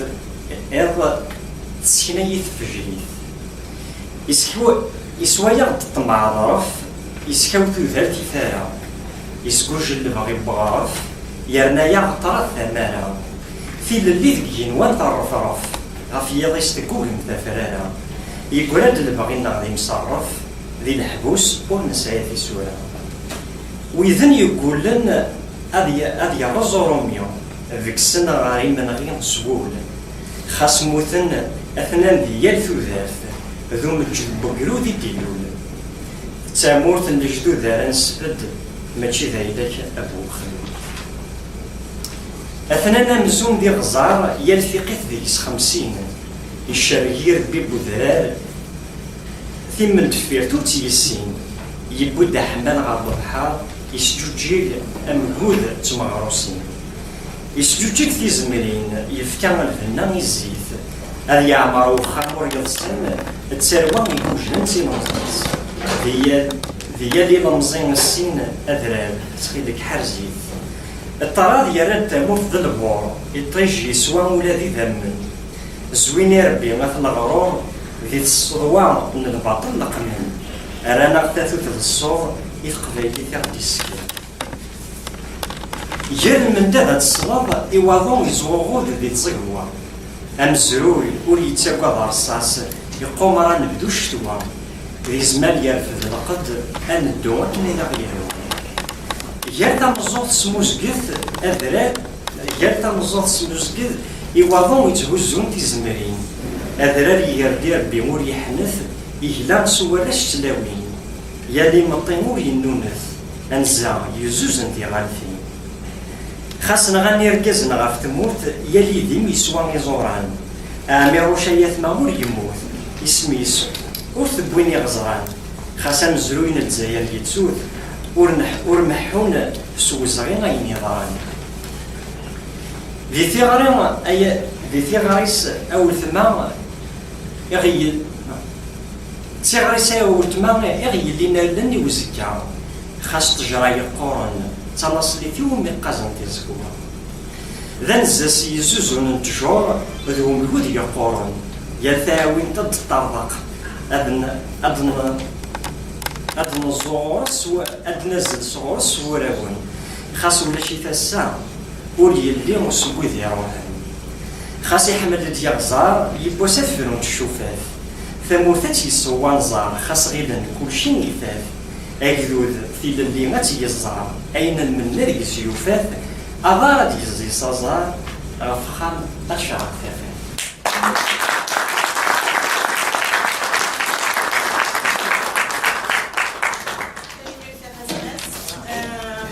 Avant de passer aux questions, je vais céder la parole à Madame Betty Amérouche pour nous dire quelques mots.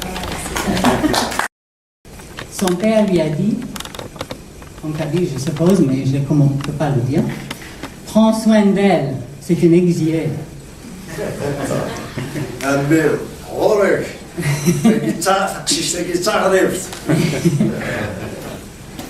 Avec sa mère, on parlait des choses très importantes.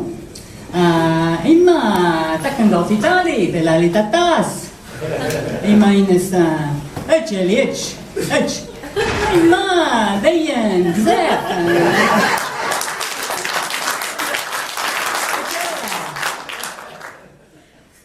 Alors, comme Hamoun a dit, j'ai jamais su assez de kabyle pour me disputer avec elle. On s'entendait très très bien. À Alger, j'ai travaillé dans l'enseignement, formant, entre autres, un élève qui s'appelle Robert Peck, qui est devenu l'ambassadeur canadien à Alger. C'était mon élève en 7e année, alors ça me donne... Il devrait être là, mais... Non, oui, il est à Athènes maintenant. Et entre autres, j'ai formé beaucoup d'Algériens en anglais. Nous avons 2 enfants, Mazir, notre fils, et Malina, notre fille, qui sont nés à Alger et qui ont continué leurs études là-bas jusqu'au lycée. Mais ils sont partis aux États-Unis pour faire les études universitaires. Notre fille à Virginie, notre fils à Colorado comme nous. Malheureusement, nous, on était obligés de les suivre en 1994. Et nous voilà. On les met.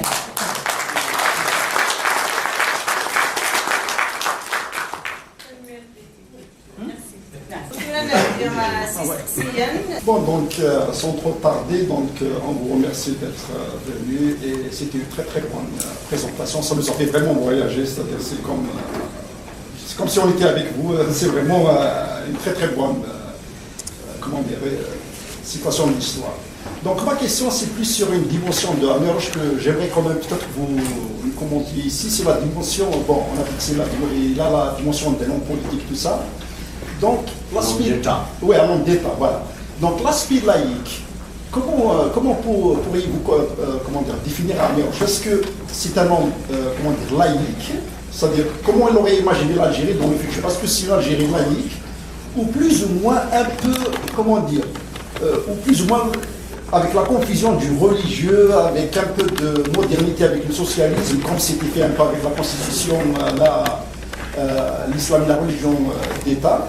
Et je vous pose encore cette question parce que, d'après des citations de mon père, tout ça, il venait souvent au-dessus du village Tesment avec à la Zawiya de Ouvouzouet. Donc il venait là-bas, il demandait plusieurs fois, je ne sais pas quand c'est, des choses comme ça avec le chef là-bas. Donc j'aimerais quand même que vous nous expliquiez un peu comment... Oui, mais... Voilà. Merci.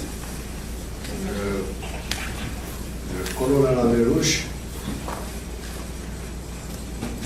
n'obligeait d'abord jamais le maquisard à faire la prière. Il m'appelait de temps en temps pour diriger la prière. C'était excessivement rare, mais j'ai eu à diriger la prière. Il s'était très bien renseigné sur moi. Il avait appris que j'avais fait 4 ans d'école coranique. Il avait remarqué que je faisais régulièrement ma prière à ce moment-là, avant de me brouiller, ou il m'excuse s'il y a de me brouiller quelque peu avec Dieu, momentanément. Les barbes étaient interdites au Wilaya 3. Et à part un passage très bref à l'association des ulamas, Jma'at al-Ulama, qui n'était ni laïque ni islamiste, Jma'at al-Ulama, reflétait plutôt l'islam tel qu'il était vécu par le peuple algérien. avec une tolérance vécue. Le colonel Amélouche était un laïc au sens où la religion était privatisée dans les maquis. Chacun décidait de faire la prière ou de ne pas la faire, de faire le ramadan ou de ne pas le faire. Il n'y a jamais eu de directive ou d'orientation sur ce plan-là. On nous appelait les Moudjahidines, mais tout le monde sait que notre lutte était non pas pour restaurer un État islamique ou le califat, mais c'était pour l'indépendance de l'Algérie. Notre devise en Wilaya 3 est la suivante: c'est parce que nous aimons la vie que nous acceptons de mourir. Qui, je l'ai dit dans mon livre, les exégètes de l'islam le corrigeront peut-être, qui rejoint un hadith célèbre du prophète: أعمل لدنياك كأنك تعيش أبدا وأعمل لآخرتك كأنك تموت غدا. Dire la vie de l'autre côté est intéressante, mais la vie ici-bas aussi est intéressante, il faut la vivre comme si tu étais immortel. Voilà en gros, j'espère que ça répond à votre question. C'est vrai qu'il y a eu des imams, même il y a 2 ans, à Alger, qui ont essayé de récupérer la mémoire d'Amélouche pour dire que c'était quelqu'un qui allait instaurer un État islamique, quelque chose comme ça. C'est faux. Mais est-ce qu'il aurait pris le troisième article de la Constitution, par exemple, l'islam et religion d'État? Est-ce qu'il aurait été d'accord avec cet article, par exemple, juste comme ça, oui, alors, par rétrospective? Je ne sais pas, c'est vraiment, on peut seulement spéculer. Il aurait été probablement du côté des réconciliateurs s'il avait survécu, probablement. Donc il aurait peut-être eu maille à partir avec son propre fils. C'est une spéculation encore une fois. La proclamation du 1er novembre 1954, comme vous savez, est laïque, avec sans distinction de race ou de religion. Donc la liberté de confession était consacrée par la déclaration du 1er novembre 1954. Le Bontobal, c'est dans si ça vous intéresse, c'est dans les archives de la révolution de Mohamed Habib. Bontobal a été interpellé par un islamiste déjà durant la révolution pour dire il faut proclamer que l'objectif c'est un État islamique. Bontobal a répondu que je connaissais très très bien Tunis et après, puisqu'il était mon chef après la révolution, à l'Union arabe du fer et de l'acier, à la SNS, etc. Il était président. Bontobal a dit il n'en est pas question. Il n'en est pas question. À l'indépendance, au peuple de décider des orientations idéologiques du peuple. Alors, dans mon livre, si ça vous intéresse, mon livre est autobiographique, je parle de ma découverte de l'Amérique quand je suis arrivé un mois avant le cessez-le-feu. J'ai comparé les institutions algériennes issues donc de l'indépendance et des institutions américaines, la privatisation de la religion aux États-Unis en 1791, la privatisation de la religion en France en 1905, et nous, qui déclarons l'islam religion de l'État dès 62 et c'est repris par toutes les constitutions qui rendent absolument légale une formation comme l'ex-Suisse. Merci. اوكي نورمالمون هذا Ça fait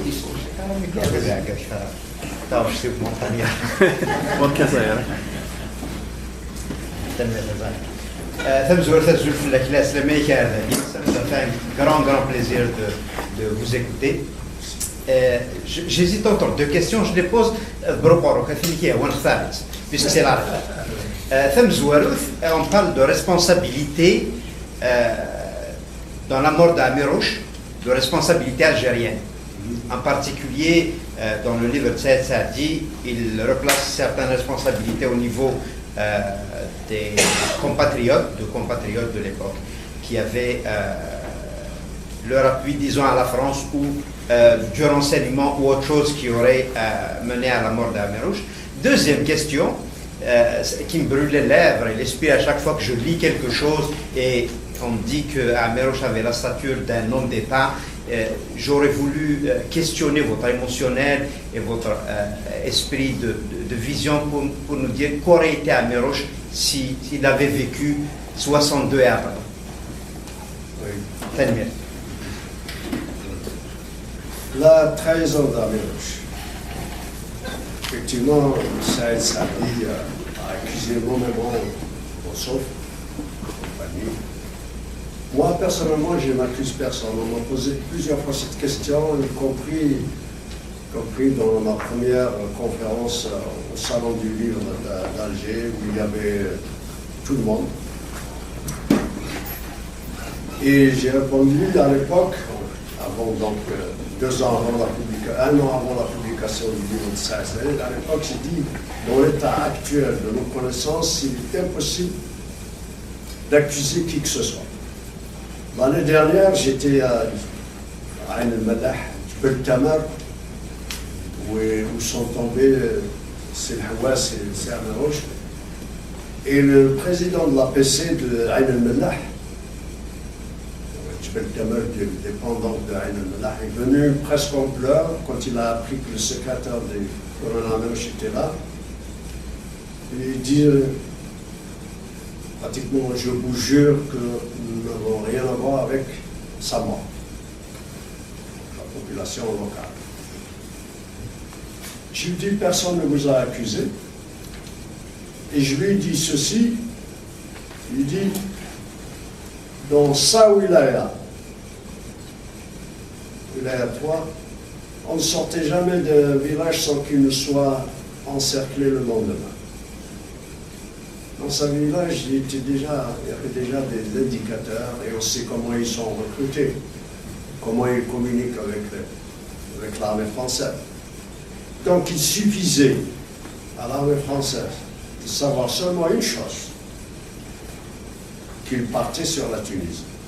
C'est tout.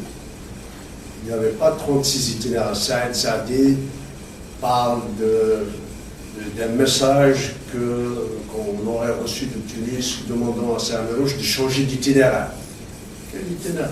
D'abord, Amirouche n'indique jamais son itinéraire. Très souvent, plein de Kabylie, on réclamait un guide, on annonçait une direction, et à 500 mètres du village, on prenait la direction inverse. Et on voulait 3. Avec 2 itinéraires, celui que j'ai emprunté personnellement par l'extrême sud, qui s'est avéré finalement plus dangereux que par le nord, ou alors par le nord, il faut cisailler les lignes électrifiées, franchir les champs de mines, etc., etc. Quand vous voyez Akfadou sur la carte et Boussaada, ça va en ligne directe. Ça ne passe pas par les massifs montagneux. Pourquoi il était là? C'est pour récupérer son copain, un autre Amazir des Aurès, chef de la Wilaya 6, Sil Hawass, colonel Sil Hawass, parce qu'ils voulaient aller ensemble, tous les deux, en Tunisie, exiger des comptes de l'armée des frontières qui ne foutait rien en matière de cheminement de l'art. J'ai interrogé personnellement le guide qui aurait pris donc ce message du PC de la Wilaya 3 pour aller rattraper colonel Amirouche et lui dire de changer d'itinéraire. Mohamed Sebti, d'ailleurs, Saïd Saadi l'a mentionné. Mais Mohamed, est-ce que tu savais ce que contenait le message? Mais non, quand tu as été encerclé, qu'est-ce que tu as fait du message? Il n'est que je l'ai mangé, je l'ai avalé. C'est son témoignage à lui. Andazran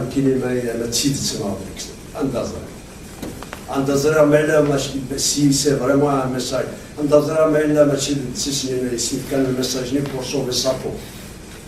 Et ce message a permis donc de déterminer. Une chose est certaine, c'est que il est impossible dans l'état de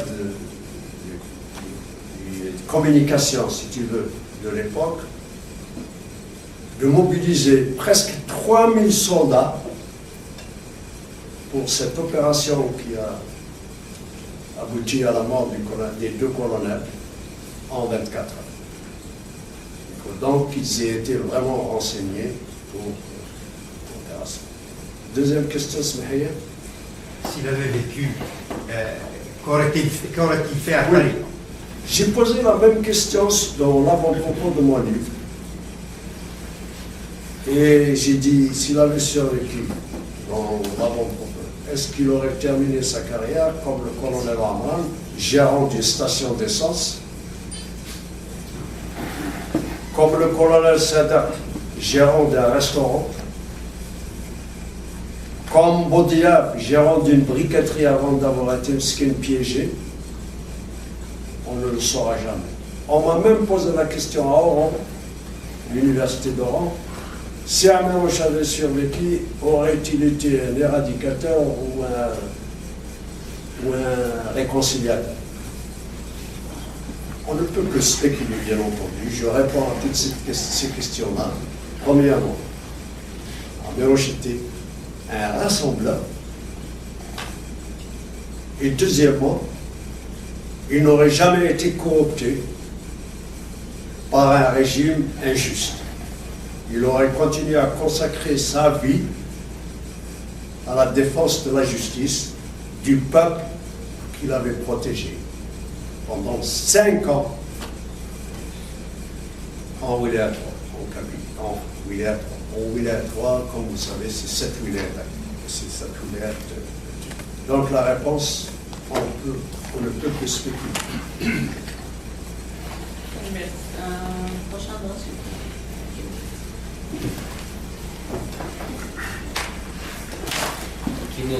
Je vais tricher autrement possible. وجعطي تسليم للتسير بسنتين الجملة تاع اليوم كان مشطوحين باش سامبل لي là parce que Dahmoud partir pas deux en américain c'est Tunis c'était une nation post-sociale. Comment tu as vécu le phénomène d'accultation en allant d'être aux États-Unis? Le deuxième temps, je suis un peu lié. L'indépendance des États-Unis d'Amérique. Bilbillah, سنة كيسخر من يموت الناس اللي من الكفارات وقاعد يخدع في فرنسا الناس اللي عندهم âge. يمكن حاجات المومولي ميغا واحد كاين يدير من بعد يخدع على الناس. Ça montre à quel point ceux qui avaient dirigé le pays, il y a un manque de diplomatie terrible, un manque de l'Iran, mais il y a un certain sensation. La police n'est pas de Mahavan, mais c'est en tant que résident de l'Amérique. Oui, j'ai dit tout à l'heure que nous sommes venus, on était 5 étudiants envoyés donc, de Tunisie. Moi, je suis venu avec un passeport marocain. Tous les autres étaient avec des passeports tunisiens.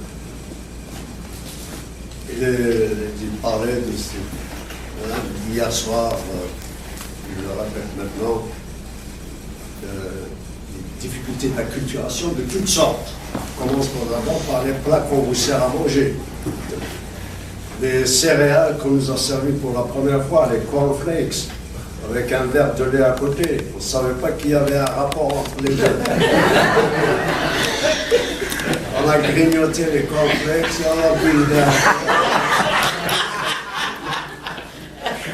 On s'est dit, allô, qu'est-ce que c'est que ces habitudes alimentaires culinaires bizarres des Américains? On découvrait ce qui faisait l'individualisme, en particulier pour ce qui me concerne. J'étais plus âgé, plus mûr que les autres étudiants. L'individualisme effréné des Américains, j'en parle dans mon livre, et qui explique leur culture politique qui n'a rien à voir avec la culture européenne. Par exemple, les institutions américaines, la Constitution américaine est la seule, à ma connaissance, dans le monde, à n'avoir aucun droit social. Dans n'importe quelle constitution, y compris la constitution algérienne ou la française, là, il y a toujours le droit à l'éducation, par exemple, le droit au travail, le droit à la médecine, un droit que dans la constitution américaine, il n'y a que des droits politiques et civils, uniquement. J'ai expliqué ça dans mon livre. Donc c'est des choses qu'on apprenait qui nous paraissaient un peu bizarres et qu'on explique par le fait, si ça vous intéresse, je peux développer ça ou là j'adresse, comme vous voulez. Développer. Je développe. Qui s'explique par le fait que au moment où la Constitution américaine a été rédigée, 1787, ce qui fait que contrairement aux autres constitutions dans le monde, les institutions américaines exigent de l'État de s'abstenir de se mêler des affaires du citoyen. Alors que notre constitution française, exige au contraire de l'État de régler les problèmes des citoyens. Ce qui explique que les Américains ne s'intéressent pas à la politique parce que la politique n'est pas du tout un moyen de changer quoi que ce soit, qui explique que les États-Unis sont en réalité un système de parti unique. Par exemple, le gros business, les grosses multinationales, donnent de l'argent aux deux partis. Deux partis, en fait, qui explique qu'en l'an 2000, le peuple américain a voté pour Alfred Gore.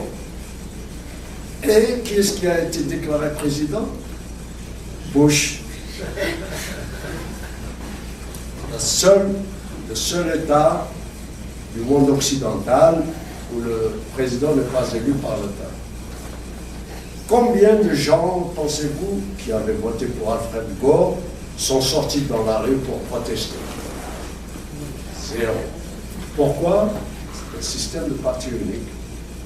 Gore, on la Bush, Moussa Haj Moussa.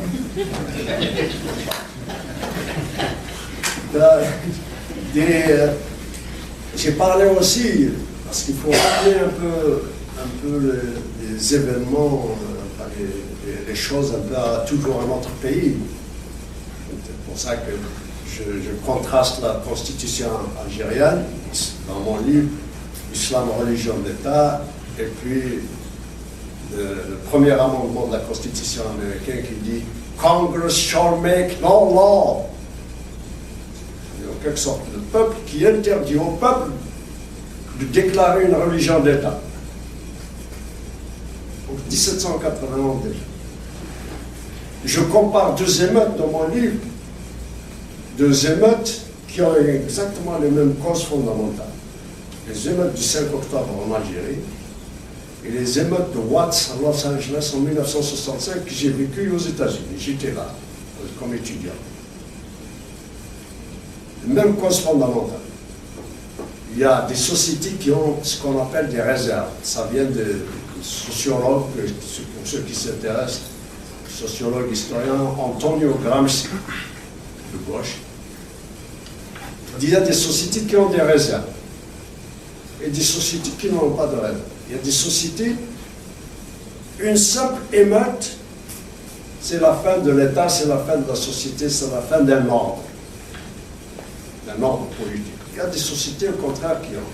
Ces réserves sont de deux sortes. Sont financières. Aux États-Unis, le gouvernement américain crée un ministère qui n'existait pas auparavant, qui s'appelle le ministère de l'Habitat et du Urbanisme. Il va régler les problèmes qui ont causé ces émeutes sanglantes à Los Angeles. Ça, c'est la première réserve. Les réserves de légitimité. Les citoyens de Los Angeles, s'ils sont mécontents d'un gouverneur ou d'un maire, ils s'en débarrassent. Chez nous, c'est l'inverse. Quand l'État est mécontent d'un citoyen, il l'enferme, il le tue, il s'en débarrasse. Chez nous, donc on n'avait pas ces réserves financières. Les prix du pétrole venaient de s'écrouler, descendre jusqu'à $10 en 86. 2 années après, c'était les zéros. Les réserves de légitimité. Le peuple mesquin, qu'est-ce qu'il avait comme faculté pour le même régime qui se continue jusqu'à aujourd'hui, depuis 62. Donc je compare un peu ces choses-là pour dire que les réserves de la société, elles sont ce qu'elles sont chez nous, elles sont ce qu'elles sont dans un pays comme les États-Unis. Et revenons un peu au problème de la culturation.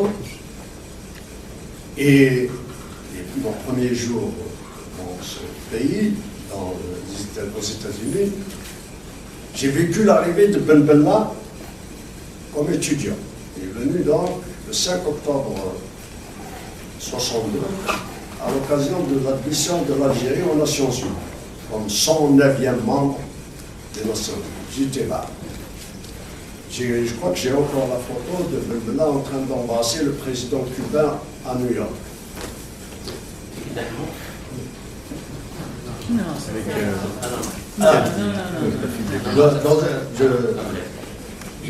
on va la commenter tout à l'heure. J'ai vu comment il a été accueilli par le président Kennedy, vraiment très chaleureusement. J'ai vécu les moments où le département d'État a essayé de le convaincre de ne pas aller directement chez Castro, de faire un détour quelque part parce que les relations étaient extrêmement tendues. Et là, il n'a pas écouté, aller directement chez Castro, et non seulement il va directement chez Castro, mais dès qu'il arrive là-bas, il exige l'évacuation de la base de Guantanamo. Ben Bella. Dans un article récent dans la presse algérienne, j'ai dit mesurer un peu le chemin parcouru dans le pragmatisme. Le pragmatisme, c'est essentiellement prendre la mesure des vrais rapports de force dans le monde. Bouteflika a pris la mesure des rapports de force, c'est pour ça qu'il va visiter l'OTAN à Bruxelles en 2002, pour qu'il vienne, pour ça qu'il est venu soutenir Bush lors des attaques du 11 septembre, etc., etc. J'ai encore des titres ici,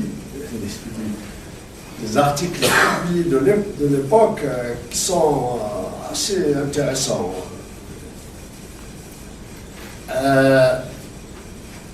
Ben Bella,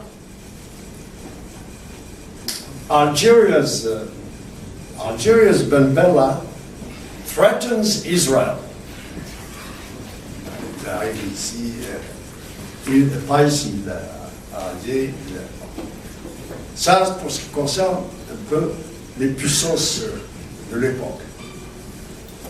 Pour ce qui concerne un peu l'autre, l'Algérité, j'en ai parlé aussi dans le livre, j'ai cité dans le livre la fameuse déclaration de Ben Bella à Tunis en 62. Nous sommes des Arabes, nous sommes des Arabes, nous sommes là. On rappelle un peu les plaisanteries de l'époque, chez les Imaziran, bien sûr, qui disaient ah, si tu insistes, tu vas le rester toute ta vie.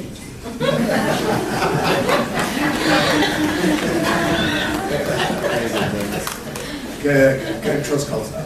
gonflé à bloc par Gamal Abdel Nasser. Il avait passé depuis 1950, jusqu'à sa capture dans le piratage de l'avion, 5 octobre 1956. Combien d'années il a passé? Une demi-douzaine d'années qu'il a passé chez Gamal Abdel Nasser. C'était tout à fait normal. J'ai consacré un chapitre de mon livre justement au fait que vous m'interrompez en fait quand vous voulez. Consacré un peu à cette question parce que j'ai visité pratiquement tous les pays arabes, de la Mauritanie jusqu'à l'Arabie Saoudite. J'ai pris ma première bière sans alcool à Jeddah. Et dans tous ces pays arabes que j'ai visités, donc la Mauritanie jusqu'à l'Arabie Saoudite, à l'Irak, au Koweït, etc., je n'ai pas rencontré un seul arabe. Ils étaient tous soit mauritaniens, soit libyens, soit tout ce que vous voulez, et même en Arabie Saoudite, qui est le seul pays ont le droit de se réclamer arabe sans qu'il y ait une protestation quelconque. Et bien, dans ce pays, en Arabie Saoudite, j'étais donc à Jeddah et à la capitale, Riyad, les gens, un saoudi, je suis saoudien. Et chez nous,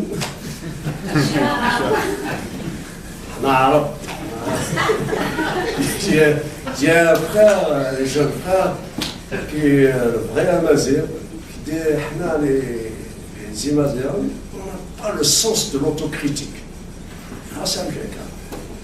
Mais quand un Amazir sent qu'il mérite vraiment un blâme, avant de se critiquer, il change d'identité. Et vous entendez quelque chose comme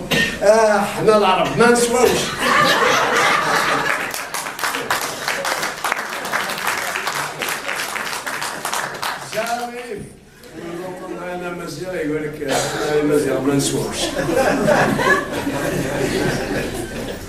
C'est ce phénomène-là que j'ai mis en exergue dans mon livre. Et j'ai parlé même du berbérisme de 49. Et ceux qu'on appelait les berbéristes en 49, ce n'étaient pas des berbéristes au sens où est peut-être le MAC, je ne sais pas. C'était des algérianistes, d'authentiques algériens qui disaient proclamer que nous sommes des Arabes. Oui, depuis quand? Et c'est pas quand même quelques milliers de cavaliers arabes au 7e siècle qui ont pu transformer tout un peuple en arabe. Pas possible. Donc j'ai insisté sur ce fait-là. Et malheureusement, il n'est pas évident de convaincre ces Imaziens urbanisés et arabisés qui se proclament arabes. Un tas d'Imaziens dès qu'ils s'urbanisent, dès qu'ils apprennent l'arabe, pour piocher un peu ça, ils disent arabes. Bon, vous me direz que c'est surtout dans les régions urbanisées ou dans les plaines. C'est quand même toute l'Afrique du Nord est amassée, il n'y a aucun doute là-dessus.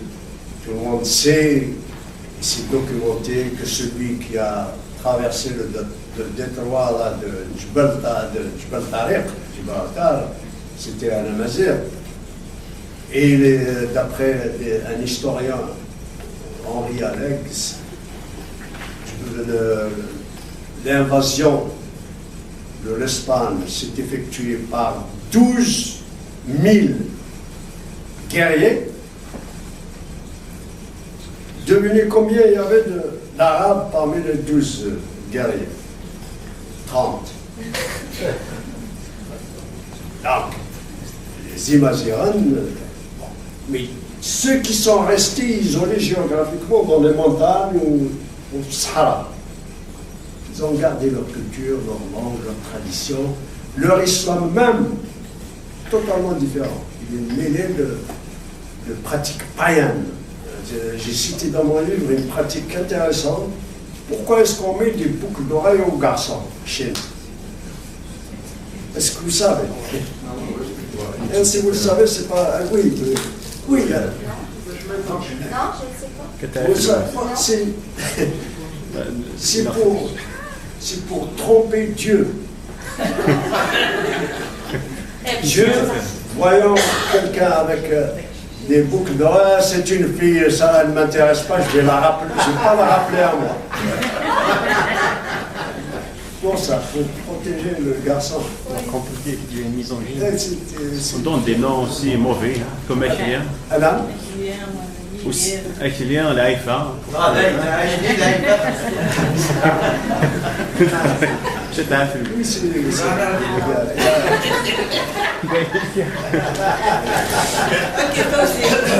on va peut-être laisser poser des questions.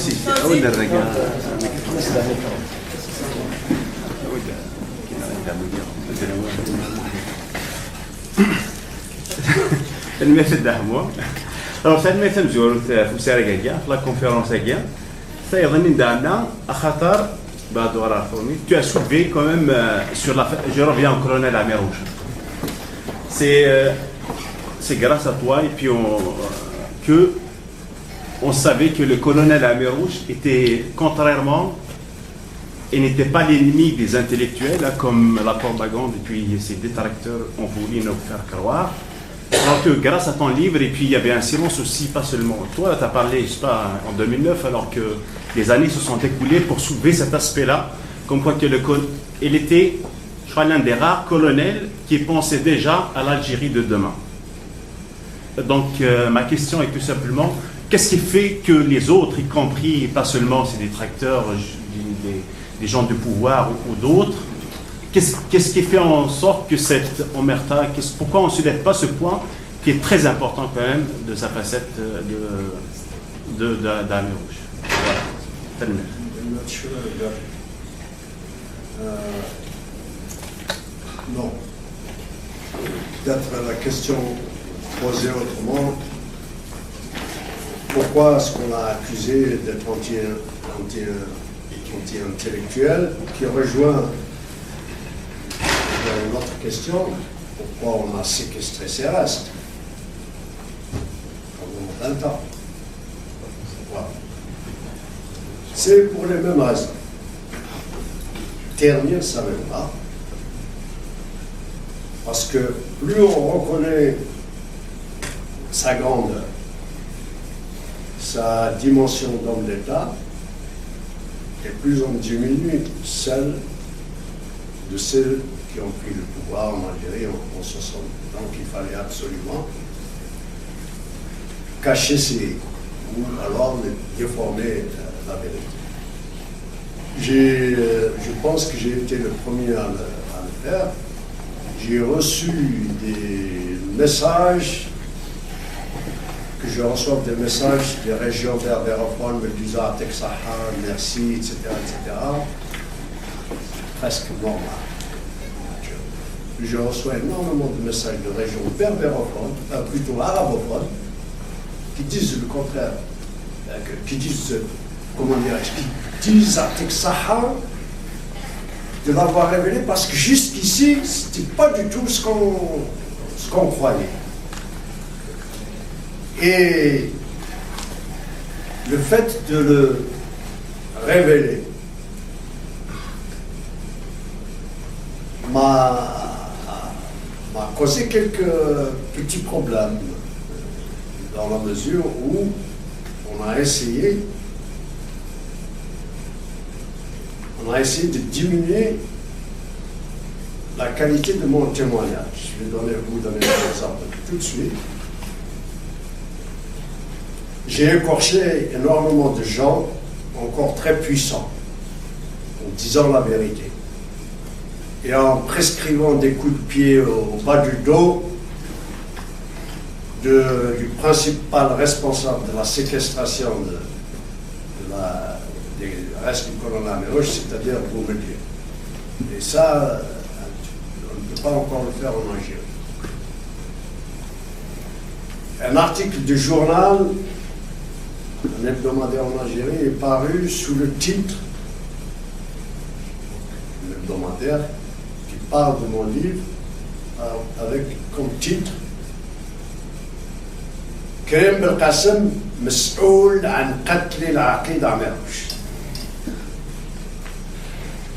Karim Belkacem, responsable de la mort du colonel Amerouche. Voilà, nous parlons de mon livre. Déformation totale de ce que j'ai écrit. Et dans mon livre, j'ai dit tout simplement que le colonel Amerouche allait à Tunis pour exiger des comptes y compris de Karim Belkacem, ça devient le cas. Donc, c'est, je crois, Ibn Khaldun qui a dit qu'un conquérant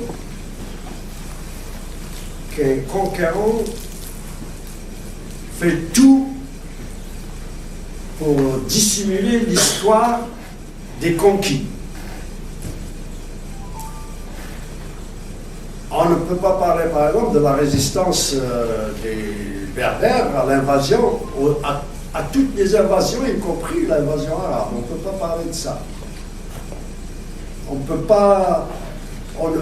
pas parler de, par exemple, le Saïd Saadi a dit à juste titre que Taous Amrouche a été interdite 2 fois au premier festival africain 1787. Il a défi avant d'être ratifié en 89. Il y avait à peu près 3 millions d'habitants dans les 13 colonies, 13 États essentiellement.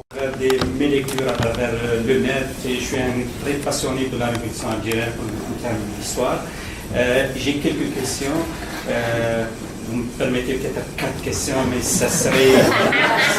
Ils sont intimement liés. La première. La nuit rouge de la Soumam, quelques éclaircissements sur cette question. J'ai essayé de faire de la recherche sur cette question, il n'y a rien, ça a été écrit sur ça. C'est une affaire de mœurs, on dit, mais rien de détail sur la question. L'affaire Milouza, on l'imputait à Amerouche, mais c'est avéré, c'est pas lui, c'est Mohamed Saïd qui était le colonel à l'époque. Troisièmement, la mort d'Amerouche, Saïd Saadi et même d'autres l'imputé à Boussouko Médène au Mal. Les archives du côté français, si jamais vous les avez consultées, n'indiquent rien sur cette question, parce que, à mon avis, la réponse est chez les Français. Et j'espère qu'ils vont ouvrir l'archive pour nous révéler, mon Dieu, qu'est-ce qu'ils vont nous révéler.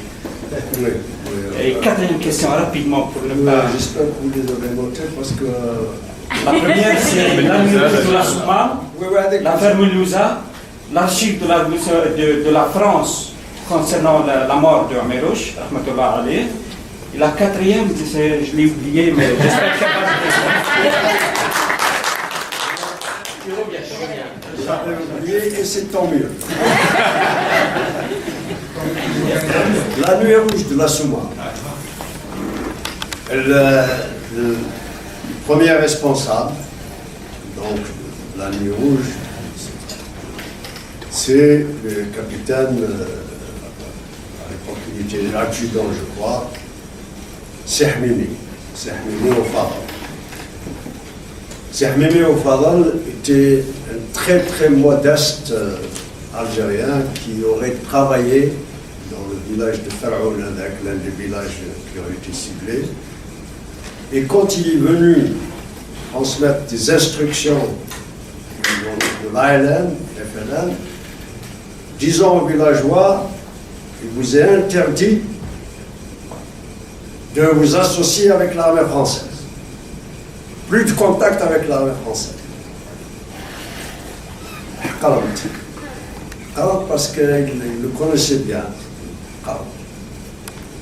Ils l'ont méprisé. Il est revenu là.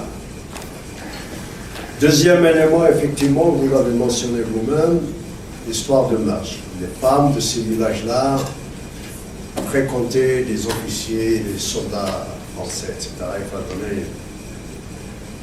Peut-être la vraie explication, c'était que la vraie explication, c'est la mienne, elle n'est pas vraiment documentée, c'était le fief de Rabah. Un caïd qui avait déjà commencé à aider à la formation des groupes de Harki. Donc, pour décourager ceux qui auraient été tentés de prendre l'uniforme de Harki, on donne un exemple.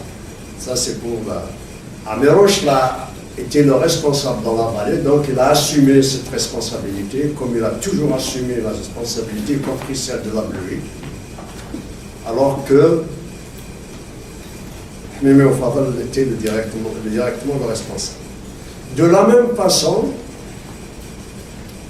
que le premier responsable c'est pas Melouza, c'est Beni Ilman. Le premier responsable, c'est Abdelkader al-Bariki. Azil al-Bariki, sous le commandement du capitaine arabe à l'époque. Qu'est-ce qui s'était passé? Et c'était, bien sûr, sous la responsabilité du chef de wilaya, Mohamed Saïd, dit Sinassar à ce moment. À ce moment-là, Ameroche était encore en Tunisie. Et c'est quand il est revenu que je suis parti avec lui. Début, peut-être mai, juin 57. Qu'est-ce qui s'était passé? Quelques jours auparavant, des maquisards sont venus. C'était un fief de messalistes parce que les messalistes, les bellounistes, quand ils ont été décimés par Ameroche en tant que capitaine, du côté de Genzat, etc., les survivants, y compris bellounistes, sont allés du côté de Msila. C'était un fief de messalistes. Ils ont tué 3 de nos moujahidis. Et en représailles, Abdelkader al-Bariki est allé à Beni Ilman. D'après les derniers documents publiés par Gilbert Meunier et Mohamed Harbi, c'est les plus récents documents et histoire. Il arrive, il réunit toute la population et il essaie de leur expliquer, de les faire rallier. Il a perdu patience, et Abdelkader al-Bariki, c'était l'un des plus grands guerriers que l'Algérie ait jamais produit, mais en même temps, c'était quelqu'un qui pouvait être vraiment sauvage. Il a ordonné le massacre de tout le monde, dans les 300 à peu près. La troisième question de Chesekine. Je ne comprends pas. C'est l'archive de la France concernant la mort de Ameroche. Est-ce que vous les avez à un moment donné, je ne vous cache pas que j'ai spéculé sur l'origine, la source des affirmations de Saïd Saadi dans son livre. Je me suis dit, c'est peut-être Léotard, l'ex-ministre de la Défense français, qui est très bon copain avec Saïd Saadi. J'ai dit, peut-être, c'est Léotard qui lui a fourni des informations qui permettent à Saïd Saadi d'affirmer ce qu'il a affirmé. Je dis peut-être, je spécule là-dessus. De mon point de vue, jusqu'à un nouvel ordre, la certitude est là, il a été trahi. Par qui? Je suis vraiment incapable de le dire. Notre wilaya a été infiltrée. Si, encore une fois, il suffit à l'armée française de savoir qu'Ameroche est parti vers la Tunisie pour qu'il soit cueilli. Parce qu'ils avaient leurs informateurs partis, en particulier dans ce fief des islamistes, des messalistes. Je me rappelle de la quatrième, très critique. C'est l'appréciation du colonel Ameroche vis-à-vis du Abbarantan et sa mort. Oui. Parce qu'on a lu beaucoup sur l'influence du crime Belkacem et de Sinas aussi sur Ameroche. C'est bien clair qu'il est prenait ses idoles un peu, oui. Mais les relations amirouches vis-à-vis de Ben Ramadan? Oui, elles ne sont pas réellement documentées sérieusement. Tout ce qu'on sait, à peu près, c'est que à Ben Ramadan, un grand politique, s'il avait survécu, peut-être que l'Algérie n'aurait pas été là où elle est. Il faut faire ce qu'il a fait, donner des institutions à la Révolution. En 1956. Dès qu'il est sorti de prison en 1950, d'abord il a dit, ce que j'ai dit dans mon livre d'ailleurs, il a dit, mais c'est des fous de partir en guerre comme ça un 1er novembre 1954, des fous. C'est effectivement des fous. J'ai critiqué dans mon livre et dans la presse. J'ai écrit pas mal d'articles après la publication de mon livre et j'ai dit à un moment donné, c'est des fous. Des fous, parce que la révolution algérienne est la seule de l'histoire, à ma connaissance, à avoir commencé par une guerre civile. Il y a des guerres civiles dans toutes les révolutions, mais c'est après. Et pendant la révolution, et j'ai vécu ça, je vous jure, moi qui, comme vous savez, suis le fils d'un grand patriote, mon père, qui a passé toute sa vie dans les prisons et les tortures, etc. Je me rappelle comment Messali était vécu, emporté dans la poche la photo de Messali avec sa chichia, etc. On a vécu dans le patriotisme, le messalisme, etc. Et puis en 1953, il y a la scission du parti.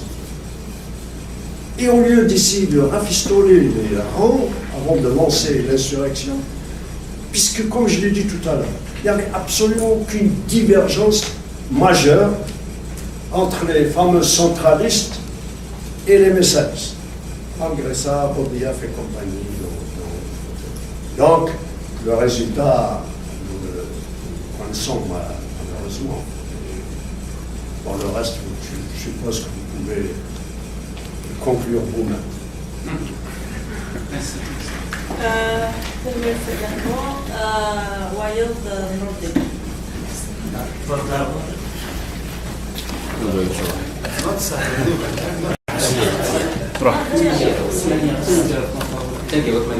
ساعة سين يستقسي اليوم يستقسي ديك السين اسك الصح ميقارن إلى 1,5 مليون دمار هكيا ما تيسنات بغا دوغا ثاني زوار ديو مثلا تمساتقنا بن رمضان إلا يونس راجنا une conférence نا لي يحيى رشيد sur internet نتا في بارتي du groupe néolibéraliste أكيد غرا شو دينا ستروميث باكس سي ان بو غراف كومين باسكو هذا في لا guerre dans la guerre إنك Ben Ramadan est à mon avis une personnalité considérable dans le mouvement de libération contre le colonialisme français, dans la lutte contre le colonialisme français. Je peux considérer Ben comme la personnalité fondamentale, la principale personnalité qui a joué un rôle d'organisation, de construction et qui a inspiré la lutte. Je ne pense pas qu'il y ait quelqu'un d'autre de sa valeur à ses côtés. Il se trouve malheureusement qu'en luttant pour l'indépendance de l'Algérie, en organisant la lutte pour l'indépendance de l'Algérie, il a en même temps lutté pour l'Algérie arabe, pour la culture arabo-islamique. Il ne s'est pas contenté de cela.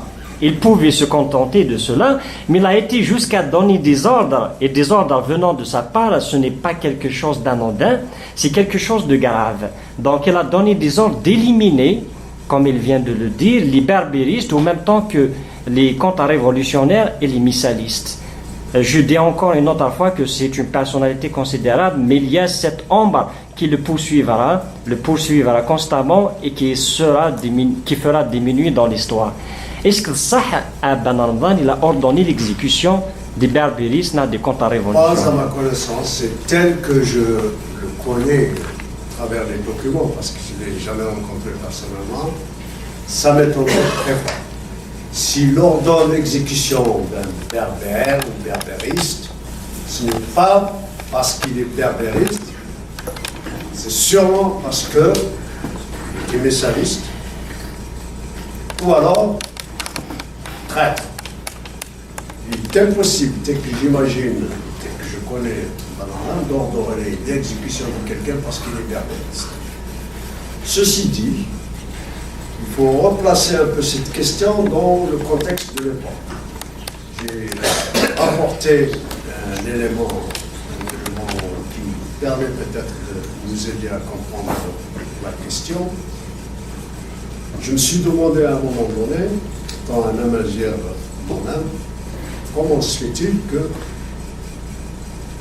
la révolution est partie de la Kabylie, 1er novembre 1954. L'institutionnalisation de la révolution s'est établie en Kabylie.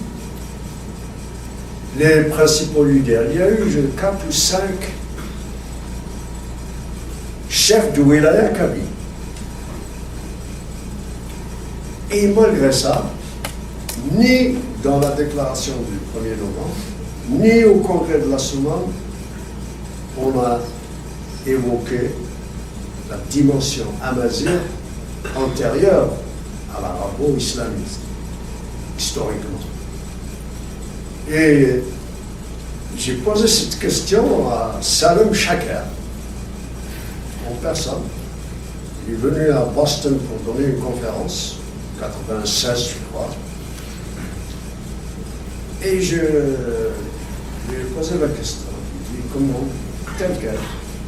Et il m'a répondu, il m'a dit, vous savez, M. Adoui, j'ai posé exactement la même question à Aït Ahmed Hussein. Et Aït Ahmed Hussein, c'était un amazigh. C'est pour ça qu'il a été enlevé de l'os. Si vous voulez que je développe un peu le... Oui, l'os. L'os, l'organisation spéciale.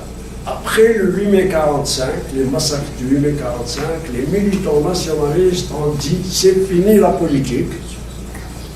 C'est maintenant la lutte armée. Ils ont créé le premier groupe armé en 1947, donc 2 années après l'OS, l'organisation spéciale. Quelquefois on dit aussi organisation secrète, mais en fait organisation spéciale. Et donc la question, donc, pour revenir à la question et Salem Chaker, donc, ayant posé cette question-là à Aït Ahmed Hussein, Aït Ahmed Hussein répond en kabyle, الناس نكون الوقت الناس وين يسقروا البحر يسهل سي غزار.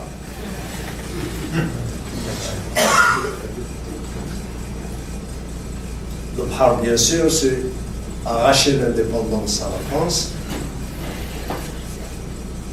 Et Ghazar, la rivière, c'est la majorité, la reconnaissance de la majorité. Il s'est trompé.